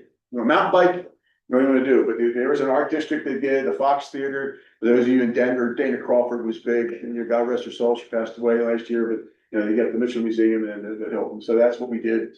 And so those of you online, that's what you missed. So, any questions? Bore you to death? Yes, ma'am. You said that 70% goes into surface release and 30% goes into salt and disposals, and I'm just wondering what determines what goes where. Our gathering system and our permits, correct, TJ? So you have limits in our permit. We have meters on our injection wells, so you're allowed to inject. So I don't like the word injection because you're really not injecting. Okay, it's really free flowing. Because people think when I say injection, everybody thinks of high pressure, but you're injecting it, you're causing side. But really what you do, you're free flowing it down in there through the seams in a deeper pocket. But it's based on limitations on our volumes under those permits and our gathering system. Because we have some locations where the water, I don't have a water gathering pipeline to get it to injection, right? Does that answer your question? So it depends on the availability of the gathering pipeline system and our permitting and our volumes at the injection wells. And who sets those limits? CDPHE. Right. Did I speak correctly? Because I do not. Could I do a follow-up on that one? Yeah. Sure. So 70% is currently being service discharged, 30% is being injected. And so really what we're trying to solve for is that 30%, right? Because the 70% is already being service discharged. And so no further action needed on that. I'm trying to make sure I understood. And the 30% is being injected, and this is where we want to get the additional volume, should that be possible? I would say that's correct, yes. The only thing Commissioner, that I would add is that the burden, that's the right legal word, whatever you use, the burden placed on an operator to continue to do what we do with that 70% is onerous. The testing, is becoming more and more expensive. As long as you recognize that, right? You can say, well, you're an operator, you don't pass the cost on to the end user. But right, our testing costs right now are going up. Permitting costs are up. So that 70%, you're correct in what you said, but for me, there's a challenge on the cost associated with that 70% discharge. That cost to do that is significant. It's important to the landowners. I get that, but at the same time, I gotta pay for that, right? Companies gotta pay for it. So the 30%, it's cheaper to put it down hole than to. Yes. Yes. Would you agree it's cheaper to stay out that way? Your gathering and pipeline systems in a field of this age are also a challenge, right? Because you have to do your integrity testing in your pipelines, right? And there's repairs for pipelines and valves. Well, you don't want to come down here in the winter, in the winter time. You deal with water, with cold and nothing, whereas the Permian Basin, I know you think it gets cold, right? But here, when you deal with water, what happens in the winter? Freezes. And that's the devil when you deal with cold and methane. When it freezes, so we're out there with teams of people. I know all the operators are teams of people. You're throwing things out, you're repairing pipelines and valves. Okay, and now that's why I'm very interested in the quality of the water, because if the water's of bad quality, what would happen? My pipes would what, corrode, right? I know indirectly what the quality of our water is. Because that water's been going through it for 30 years, when we take that valve off, it's clean to listen, right? Or the compost. So, to answer your question, so really you're talking about that 30%, you're right, but just keep in mind, continue to doing what we're doing. I think it's forward leaning, the right thing for the right reasons. There's a cost associated with that. Those flumes, the pits, the management of that, right? With a pit, you have a freeboard marker on it, right? Your guy, you see it, they go out, they check and make sure that water doesn't come out of the pit, right? So you have a marker out there, so we have to have people that go out there and physically put eyes on that to make sure we're compliant. It's the right thing to do, by the way, right? Yeah, that's my question. Question here, Yeah. I'm Carmia Woolley BLM, so just for clarification, so your initial answer I was, misspoke. excuse me? Did I misspeak? No, Okay, all right. this is just clarification now. So was gathering lines and permitting, but my impression is that when you're kind of hitting on this is water quality, right? So some of those wells out there produce water, but they don't necessarily meet a certain standard or require further testing, or the quality can fluctuate too, correct? Absolutely. I'm not gonna sit up here and deviate from the truth. Okay, you could go into any basin, coal bed methane area, and you could say, this section of the field, the water's really good. And you can go to another section and go, not so good. Okay, so I think if this was really good, maybe you test it once a year, all right? And if this is not so good, okay, I want to test it quarterly. Okay, because what my partners do, right, in the reservoir, how they dewater affects my operations, right? Right, because you can flood an area of the field, the wells, right? Because somebody's not dewatering at the same rate that they used to be, all right? Or they're dewatering at a more aggressive rate, that fluctuates the water that we're dewatering with those progressing cavity pumps. And that's what the men and women do. They go out there and they have to change their RPMs, all right, to dewater, because you don't want to burn out a pump, take the water out too much. So there's a dynamic to this water that is unspoken about in this operationally, right? And I don't think you really want to know all that, but you have to manipulate that. But that could affect the quality. You're correct. But anybody that works in our field, been around a while, I bet you could ask them right now, what sections of the field the water is really good, and what sections of the field test it. That's fair, would you say that? I think we got a question for Barb.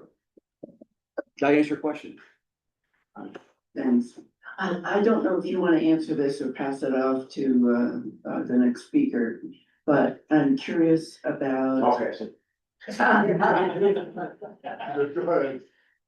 Let me ask the question first. I will answer it, or I hope you can answer it. And that is, do you have mapped or at least digitally accounted for the variation of water quality geographically in the basin? Yes. Okay, so that's number one. Number two is not passing water quality the trigger for injecting. Because I think I heard you say it has more to do with your pipeline and whether it's easier to and cheaper to truck and inject.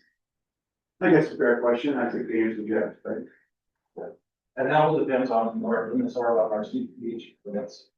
If they don't meet those standards, then we generally use injection prior.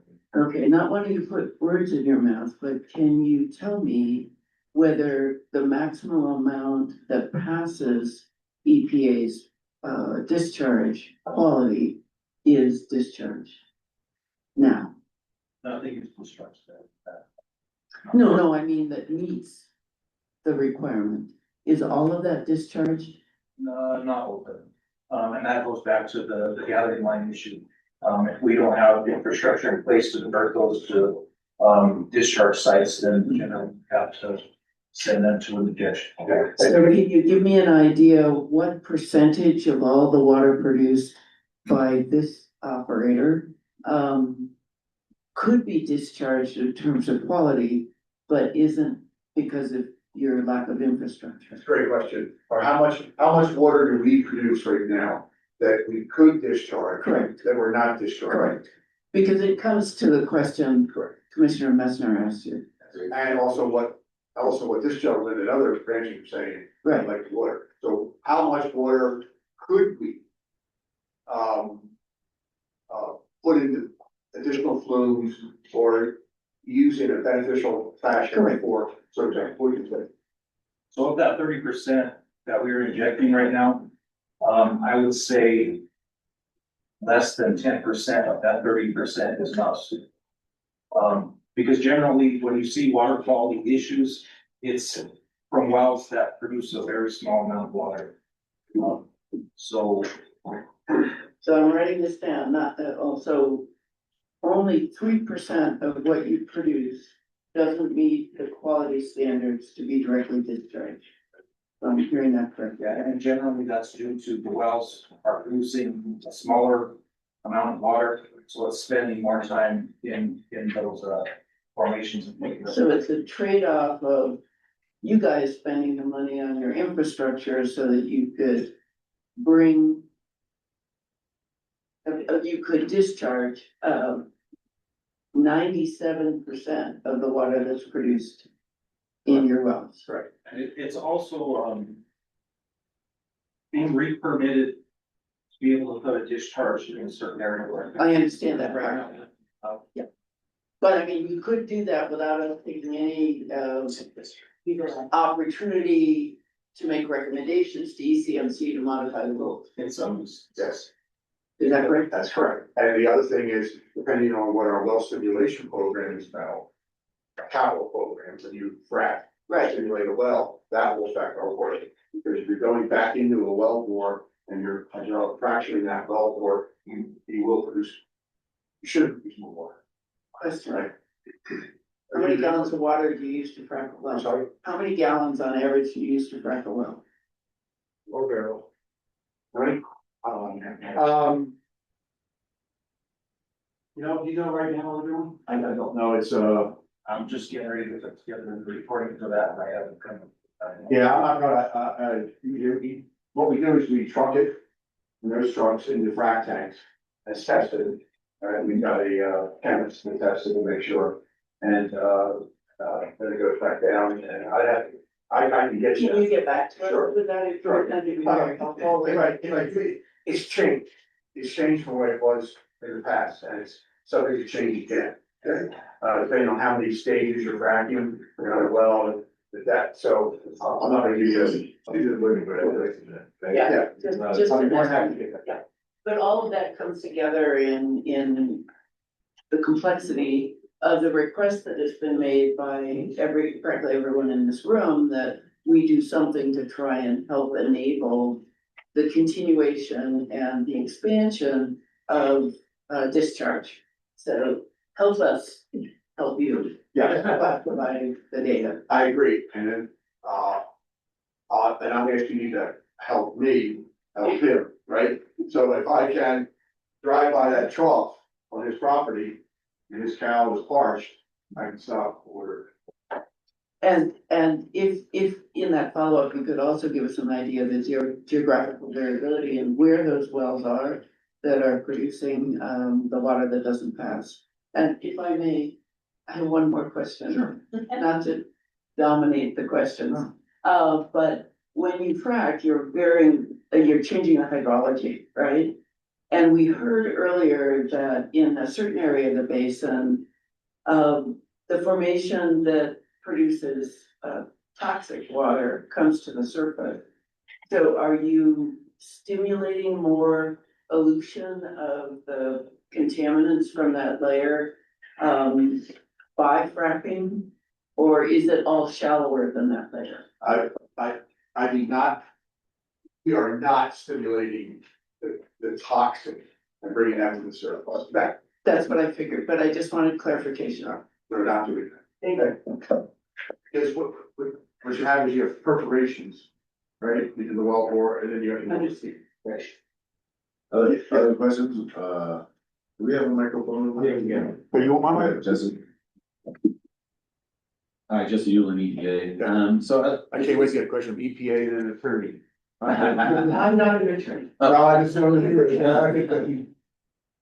that. So my question is kind of regarding what you're talking about, having the landowners, you know, help out with the sampling. Are they gonna be co-permittees on the NTDS discharge permit? No. So isn't the permit holder the person on the hook for ensuring that the water meets the discharge standards? Yes. So it feels like there could be a disconnect there, right? It could start out strong and then they were like, well, this is expensive and we don't want to test. And if you're not testing, but the water's still flowing, that would be a concern, right? And so. It is. Yeah, so I mean, the main thing is because we all agree that the water should be discharged if it's appropriate, right?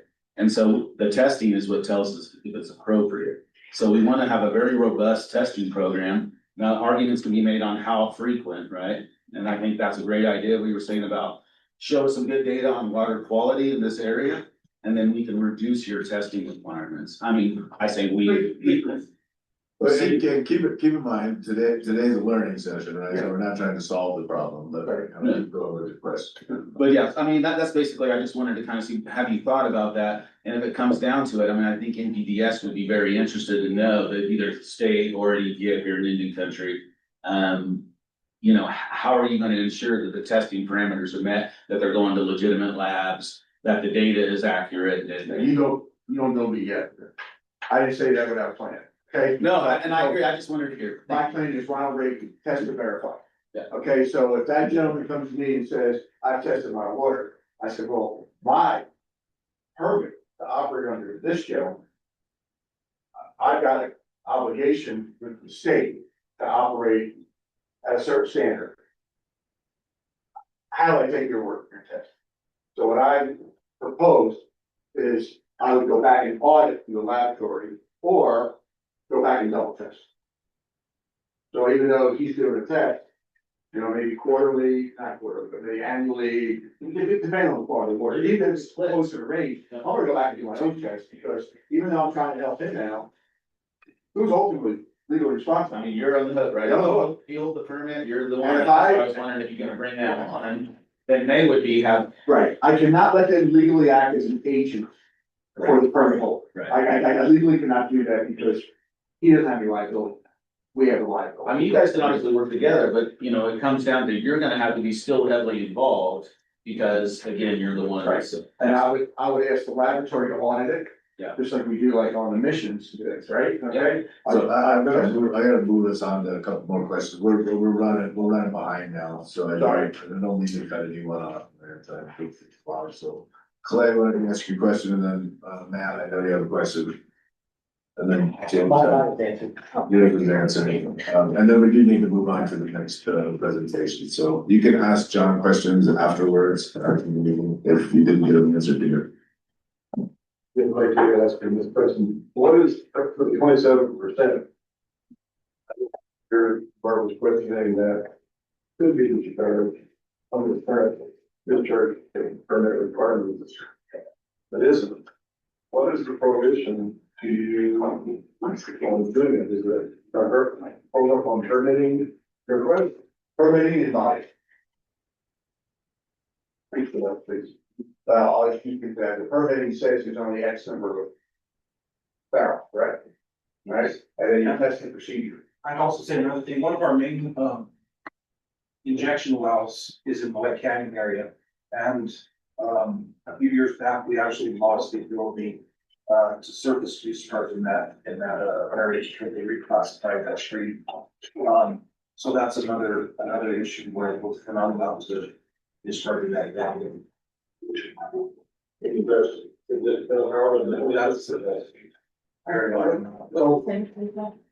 What was that? What percentage did you say that was? Of that 30%, 27% could potentially discharge on the surface. And, most of that is that can be right.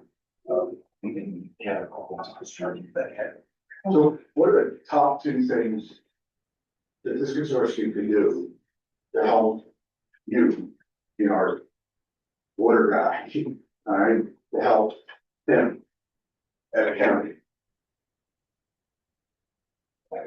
thing that we're trying to get through here is we don't want to lose what we have right now as far as certification or stricter regulations. Toxicity, changes in toxicity testing, and we have issues with those tests and we won't believe necessarily are represented concerning Right. Which is a separate conversation, we talked about that last night, of the blood testing, and, you know, but we can take it all fine, the commission trying to keep it all right. Matt? I've got access to John right here, so I'll. He's my accountant. Okay. So with that, Next 10 minutes. appreciate the presentation, John, round of applause for John.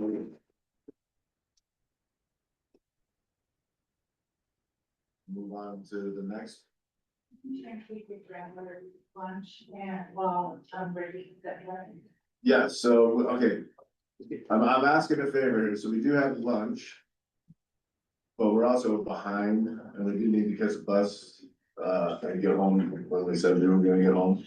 And so we'll grab your lunch, come back in here, but let's do this quickly and then we'll move on to the next presentation with Rick.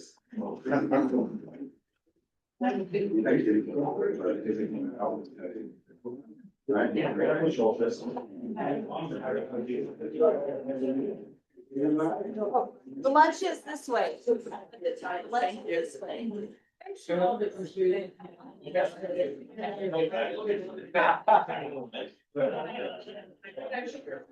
Thank you. Appreciate it. I learned. I do. Up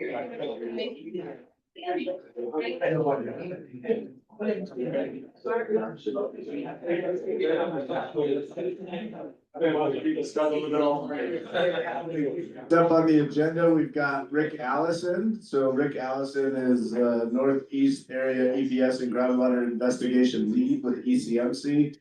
Also was the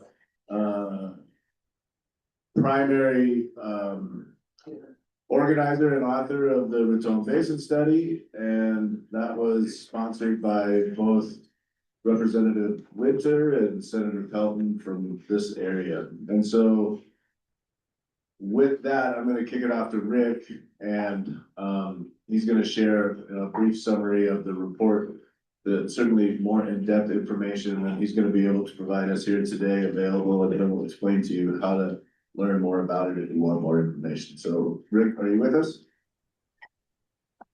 Yeah, I'm here. Appreciate the introduction. Hopefully you can all see the presentation and hear me. We can see it. It's not in presentation mode, so I don't know if that matters to you, but now it's in presentation mode. Okay, great. Please. Yeah, again, thank you for the introduction, Commissioner Messner. Good morning, everyone, consortium members. Thank you for having me attend today's meeting of the Produce Water Consortium. Again, I'm Rick Allison. I'm a Northeast Area Environmental Protection Specialist at the ECMC Environmental Unit and a statewide groundwater investigation lead. I'm going to present a quick overview of Senate Bill 23-186, which directed ECMC and the Water Quality Control Division to conduct a study with two main components. One was to perform detailed mapping of methane seepage in the Raton Basin and identify best practices for mitigating that seepage. And the second was to provide an evaluation of coal bed methane produced water quality and evaluate its potential for beneficial reuse. This morning's presentation will focus on the results of coal bed methane water quality portion of the study, and we'll discuss the topics outlined in the green box on the right-hand side of the slide. Results of the methane seepage portion of the study can be found on ECMC's area reports library and in the Raton Basin subdirectory. And at the end of this slide deck, there are webpage links to help navigate to that location for that report. For the water quality portion of the study, we proceeded stepwise by identifying our existing data sets including samples collected for Rule 909J, which requires sampling of any produced water stored in a pit, and prior studies conducted by EPA and the ECMC, formerly known as COGCC at the time, over the course of several years. We also developed a target analyte list for this study and identified coal bed methane wells for additional sampling to supplement the existing data set. And then we proceeded with our data analysis and findings. So we targeted a list of analytes to represent a broad list of possible compounds. And this analyte list was informed by the EPA pollutant concentration guidance tool, which was updated in 2022 and is meant to inform possible reuse of produced waters in the Western United States. We again evaluated previous studies in the Raton Basin, so we could target previously known potential contaminants. And finally, the state of Colorado's PFAS action plan was informative for this study as well. And the intent of the PFAS action plan is for all state agencies to implement plans to identify and minimize Coloradans in contact with PFAS wherever possible and limit the amount of PFAS entering the environment. And since PFAS were used in a broad array of industries over the course of many years, it's not intended to, state that we particularly thought these waters were prone to PFAS, containing PFAS, but given the state of Colorado's, stated intent, we analyzed some of the coal bed methane wells during this study for those compounds.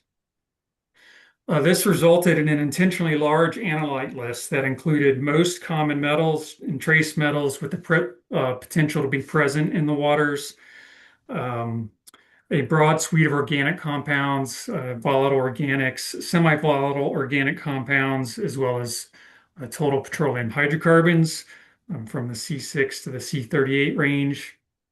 In addition to looking at general water quality parameters to represent salinity, the major cations and anions, we included radiological parameters, radium 226 and 228, for their radiological potential. So this map shows locations of coal bed methane wells with produced water data used for evaluation in this study. The small circles represent coal bed methane wells with samples that were present in the Colorado Environmental Database prior to the study, and these are largely collected as a result of Rule 909J, which went into effect in 2021. And so the wells with those small circles have a analyte list of results that is limited to that required by the Rule 909J. The yellow stars represent 24 coal bed methane wells that ECMC and its contractors sampled as part of the SB 23-186 study. And those were analyzed for the broad list of compounds I just summarized. We can see the geographic spread for both sample types, and some of the 24 wells sampled overlap with pre-existing results. So this was sort of a validation check on data in the database. And then the pentagons are methane seep locations that were identified during the methane mapping portion of the study. This slide provides a summary of those compounds that exceed either the EPA maximum contaminant level, where there is one, or the secondary maximum contaminant level for compounds that have an established limit. This was done as sort of a first cut evaluation of the water quality, just to get an idea of compounds that could potentially pose environmental or public health risk if released in the environment.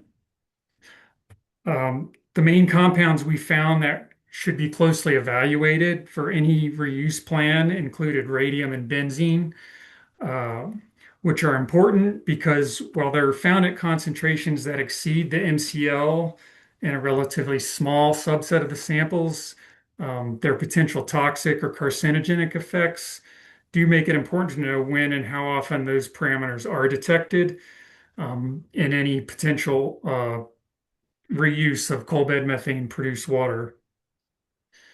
Fluoride and barium both have potential chronic health effects and are actually some of the compounds that we found to be ubiquitous in the produced waters that exceed the EPA MCL or secondary MCL for those parameters.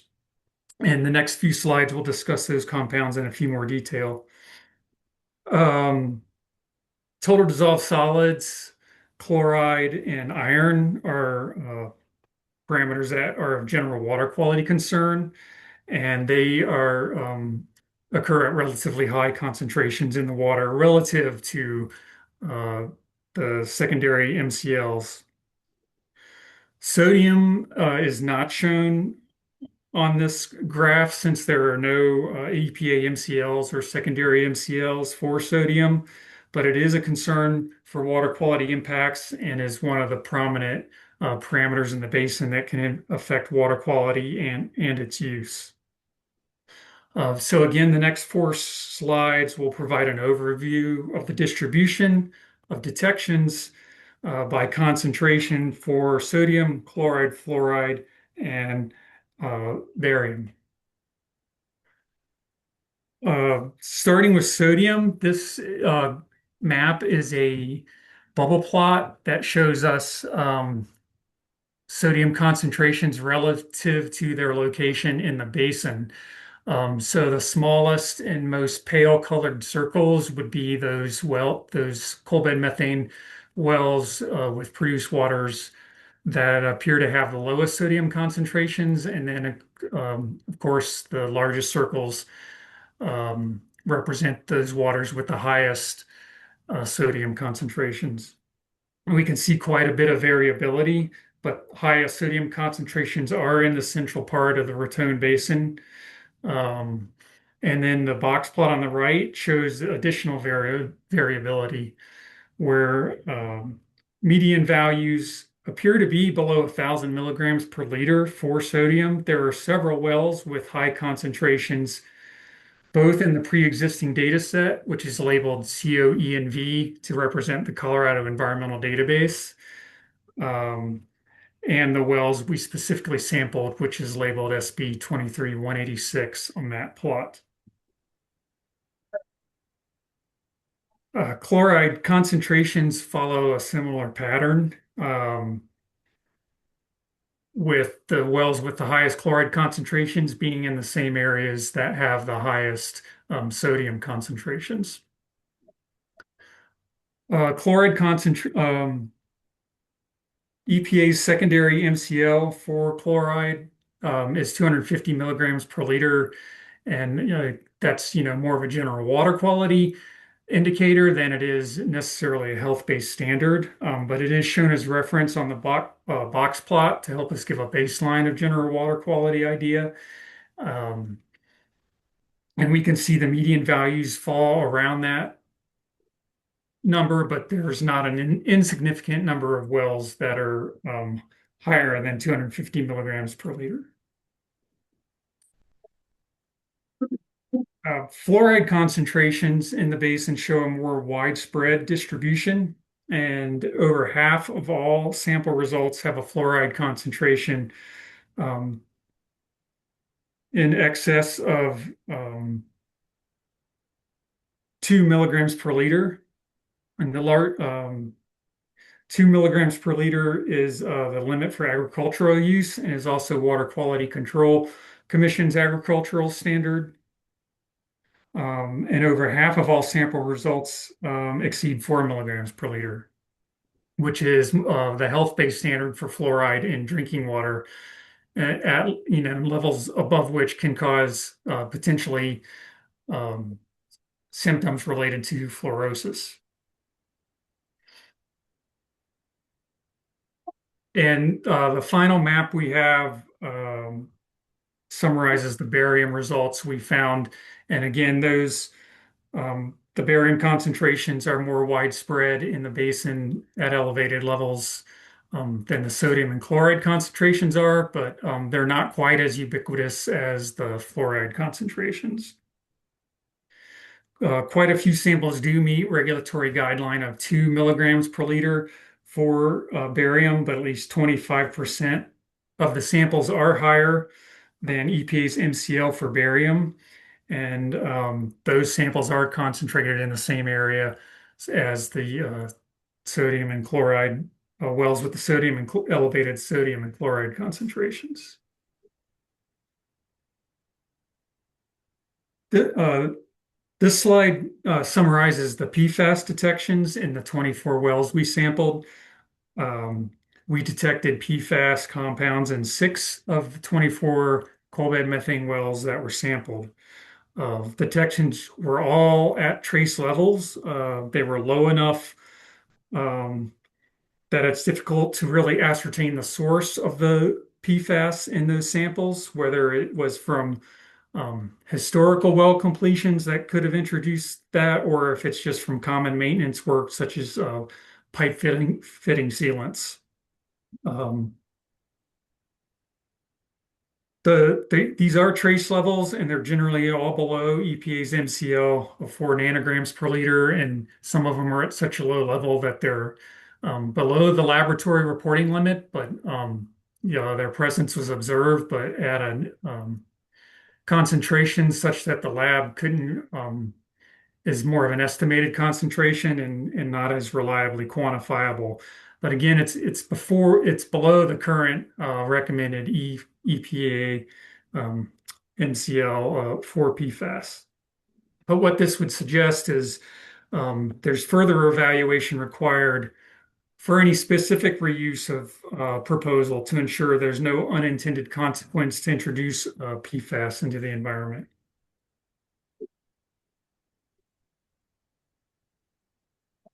So for the remainder of the presentation, we'll move into what these results may mean for various potential reuse plans. Um, we'll start with livestock and wildlife relative to animal health. It's important to know there are no equivalents to MCLs for animals. There are some published guidelines, and the references for these guidelines are in the SB 23-186 final report on our area library. We devised a matrix as a comparison to look at various compounds for which we found published guidelines in the literature. And we looked at 2 potential impacts, acute impacts and chronic impacts. We then developed this matrix based on both the median result values for the various compounds and the maximum detected values for those compounds. On both, again, on the left half of this matrix for an acute or a mortal or severe adverse reaction, and on the right half of this matrix for chronic adverse impacts that could potentially impact things like the growth or weight of the animal, their dietary intake or reproductive capabilities. We can see the median values for most compounds do not exceed published literature values for livestock consumption. So that's represented by the cells in green on this matrix. If the cells are blank, then we found no value in the literature for that particular animal and that particular compound. And the appearance of red and pink squares would indicate, potential caution for reuse with that animal for the specific compound in case. So we see that for barium and sodium, there are a few instances where only the maximum detected concentration could have an acute impact on an animal. And then in terms of chronic use case, again, it's mainly the maximum detected values that appear to have a impact on chronic use by livestock, with the exception of fluoride, which again you saw was um, widespread in the basin at elevated levels. There's quite a lot of information contained in this matrix, and you can spend more time with it, and then it's discussed further in the text of the SB 23-186 report. We performed the same evaluation for terrestrial wildlife and made similar comparisons for both acute and chronic impacts for the median and maximum values um, for compounds where we were able to obtain a value in the literature. And the results are very similar to those for livestock, with barium, sodium, fluoride, and overall salinity being primary concerns. Therefore, a well by well evaluation is warranted for any well proposed for beneficial reuse for livestock or wildlife water consumption. If you consider these matrices in combination with um, the slides and the maps presented just a few minutes ago. Uh, we also made an evaluation for use um, for irrigation water, and that's fairly straightforward if we evaluate four key parameters, being sodium absorption ratio, which is a measure of the relative abundance of the sodium cation to calcium and magnesium ions. The overall electrical conductivity of the water, which gives an idea of the overall salinity, um, the boron concentration, and the pH values of the water. The boron concentrations seem to be um, quite low throughout the basin on a consistent basis and don't seem to be of concern. But the sodium absorption ratio in particular and the electrical conductivity and nearly all samples indicate the water is inappropriate for most crops for direct use for direct irrigation. And importantly, the SAR values indicate potential to cause long-term soil damage by reducing infiltration capacity of the soils.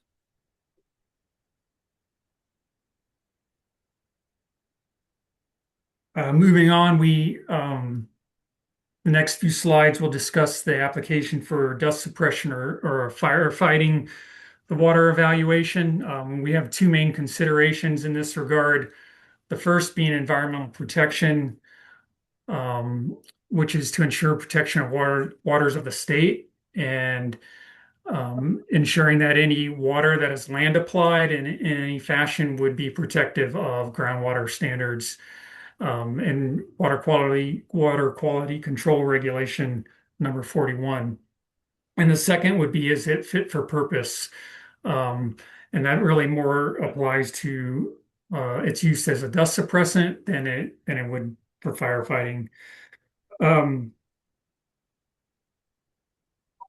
Potential contaminants really are the same primary contaminants discussed already in terms of protecting waters of the state in a land application scenario. So those that exceed the EPA MCL or secondary MCL need detailed per well evaluation and possible treatment, or should be otherwise shown that they would not impact groundwater or surface waters if they were applied. And a second consideration, in particular, really for both applications, for dust suppression or firefighting, is the storage of the waste.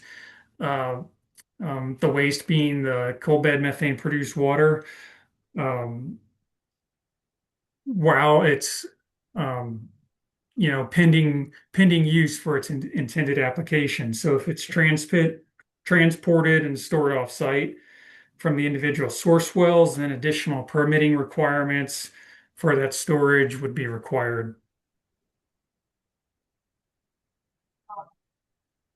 We can make a further evaluation of the water as a dust suppressant in terms of its fit for purpose.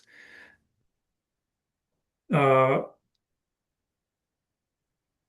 Most guidelines on dust suppressants suggest the use of a brine to bind particles in the roadbed and recommend using magnesium or calcium chloride brines, with sodium chloride brines less commonly recommended and considered less effective dust suppressant. Studies in 2021 targeted the use of produced water specifically for road dust suppression. This is a graph from a study by Stallworth et al. At Pennsylvania State University, and they created a simulated road dust suppression application in order to compare actual produced water samples they were able to obtain from various oil and gas basins in the United States and compare those with various simulated brines such as magnesium chloride or calcium chloride. They then plotted the dust generated by treating roadbed samples with the various brines and the various produced waters, and were able to provide a regression line. So they basically compared the um, S sodium adsorption ratio to the total dissolved solids ratio as a ratio, and uh, estimated how much dust was generated based on each of those waters, and they came up with this regression line on the plot that you see on the figure. And generally, brines with the highest SAR to TDS ratio appear the most likely to generate more dust than traditional brines, such as magnesium chloride or calcium chloride. Um, so the y-axis on this figure represents the amount of particulate matter with the size of 10 microns um, to represent how much dust was generated. And then the x-axis represents increasing ratio of sodium adsorption ratio versus the overall salinity of the water um, on the y-axis, or on the x-axis, excuse me.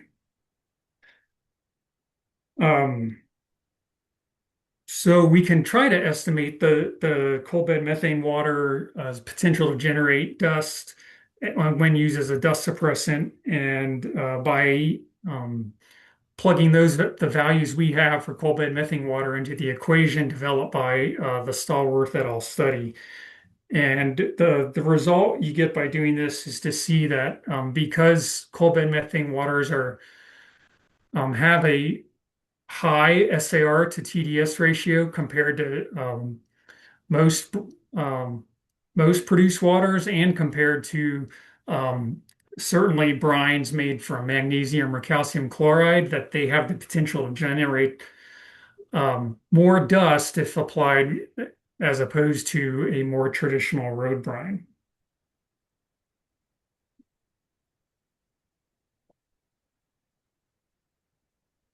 Um, Just want to acknowledge, the partners that helped us with this study. Water Quality Control Division staff collaborated closely with us, as did their contractor, Eastern Research Group. ECMC hired two contractors. Dolan Integration Group helped us evaluate the water quality data and developed most of the plots and discussion comparing various reuse parameters. And Solem LLC performed the majority of the methane seepage mapping and assisted us in the field collecting water samples. And of course, Evergreen and Oberus both provided a lot of staff time and worked with us in the field to identify coal bed methane wells for sampling, and met us on all their locations to operate the equipment to help us obtain their samples. And then finally, the last couple slides show you where you can see more of the data. These are live links if you get a copy of the slide deck. That you can get to ECMC's website for area reports. And then this slide will show how you can navigate on ECMC's GIS map to find existing produced water data for any coal bed methane well for which we have results. All of this SB 23-186 results are loaded into the database, and any 909J sample required to be collected by an operator and submitted to ECMC is also loaded into the database. So again, I appreciate your time. I'm happy to take any questions.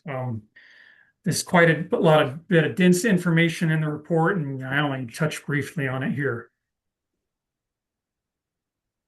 Thank you, Rick. Appreciate the presentation and the amount of work that's gone into this. And I know we have a couple of questions here, so we'll take a few minutes. Clay.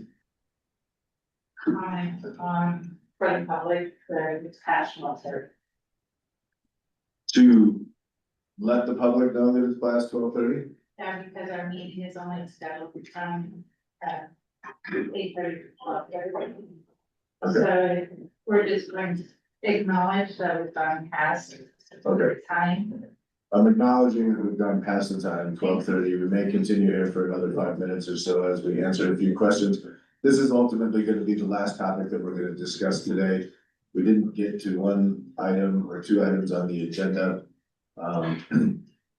And because we're having to catch a bus and get home, that's just the way it is. So we didn't put another agenda and work on that, or work it through it some other way immediately now. So go ahead, Clay. Good, Clay Terry. Rick, thank you for that work and that summary. Just one question with respect to dust mitigation, the last couple of slides you were showing there. Does the data suggest that Petron Basin CBM waters, due to the fact they have a high SAR TDS ratio, just not simply perform as well as commercial brines? Or is it suggesting that by using that water, you're going to create even more dust than you would if you didn't use it?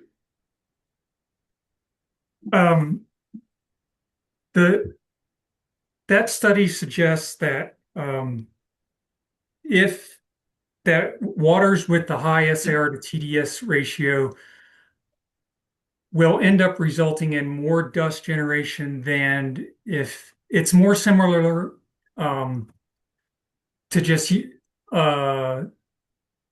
potentially the same, but no better than fresh water.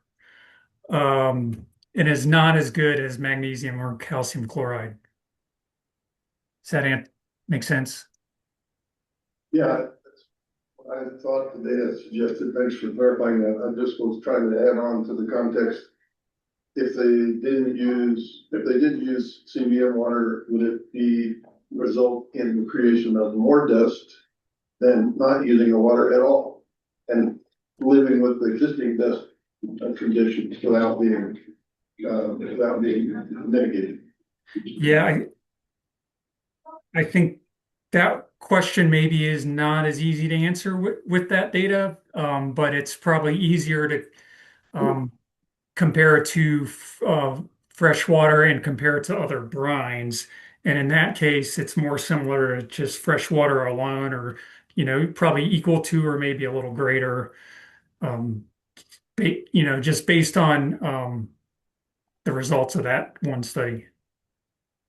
So there's no technical advantage over commercial brines by using this high SAR TDS solution, but there's no indication that it's problematic to use it as opposed to fresh water.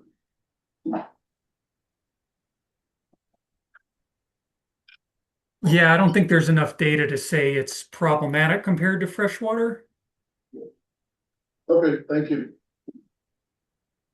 Barbara. Just really quickly, thank you very much for all the data, and I'm hoping that we can get this presentation and the previous one even in advance of any meeting minutes, so we can review them while the presentations are fresh in our mind. And that's a request to hold on.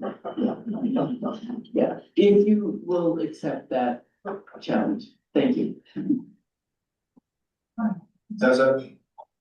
Yeah, just real briefly, and almost to add to Rich's presentation, all of these discharges are regulated under WQCC rules, Regulation 61. We've heard a lot of things on related to that today, and it's worth noting that is the regulation that defines all of the discharges into surface waters, and their permits. Things such as noticing requirements on there, which are generally, if you're not an operator, you need to basically go to the website and keep an eye on it, and you can always request to be notified on things if you see a permit that might apply to you or something like that. Those limitations, like that last question about whether it's the same or not or would not harm, it depends upon the exact testing on that. The monitoring requirements for that are constant on all those discharge permits, including for dust control. And they do need to be filed on record and kept for a minimum of 3 years, if not more, depending on the permit case by case. So it's worth looking into water quality controls, Regulation 61, if you want more information on that and how that process works.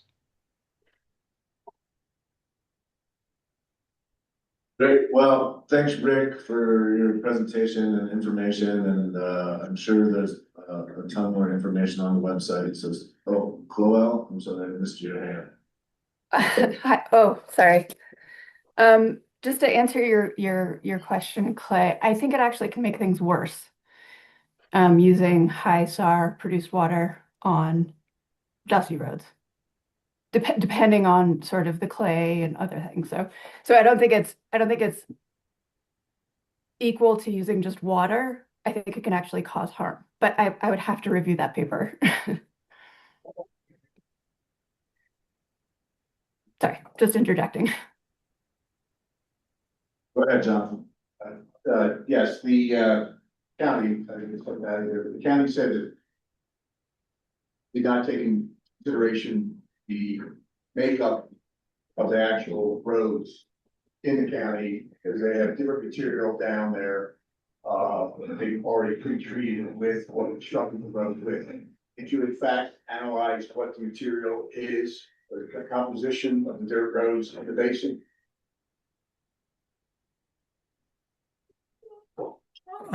Let me make sure I heard that correctly. You're asking if, as part of our study, we analyzed road material from Los Animas County? Yes, the effects of, you So- looked at water quality, but how does the composition of the material on the dirt roads change that equation? What are the impacts? Because they said they had different material down on different sections of the roads. Right. So, it was a laboratory-based study. That study, and I'll get copies of that for Hope, so that everyone, can see what that is. And those authors are really approachable about talking about it.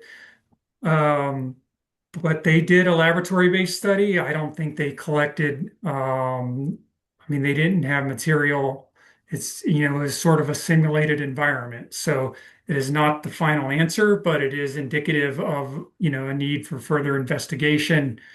Um, I think it would lend it, the results thus far would lend toward erring on the side of caution. Um, but it doesn't, completely eliminate something. Well, I appreciate the work you're doing. What would you like an operator to tell the county when they talk about the need and the request to use this product for binder and dust mitigation? Should I tell them that based on this report that, no? Well, I think maybe it's important to note that the water we analyzed was raw produced water. It was untreated produced water. That's the 909J samples are also raw produced water. So I don't think anything in the findings of the report.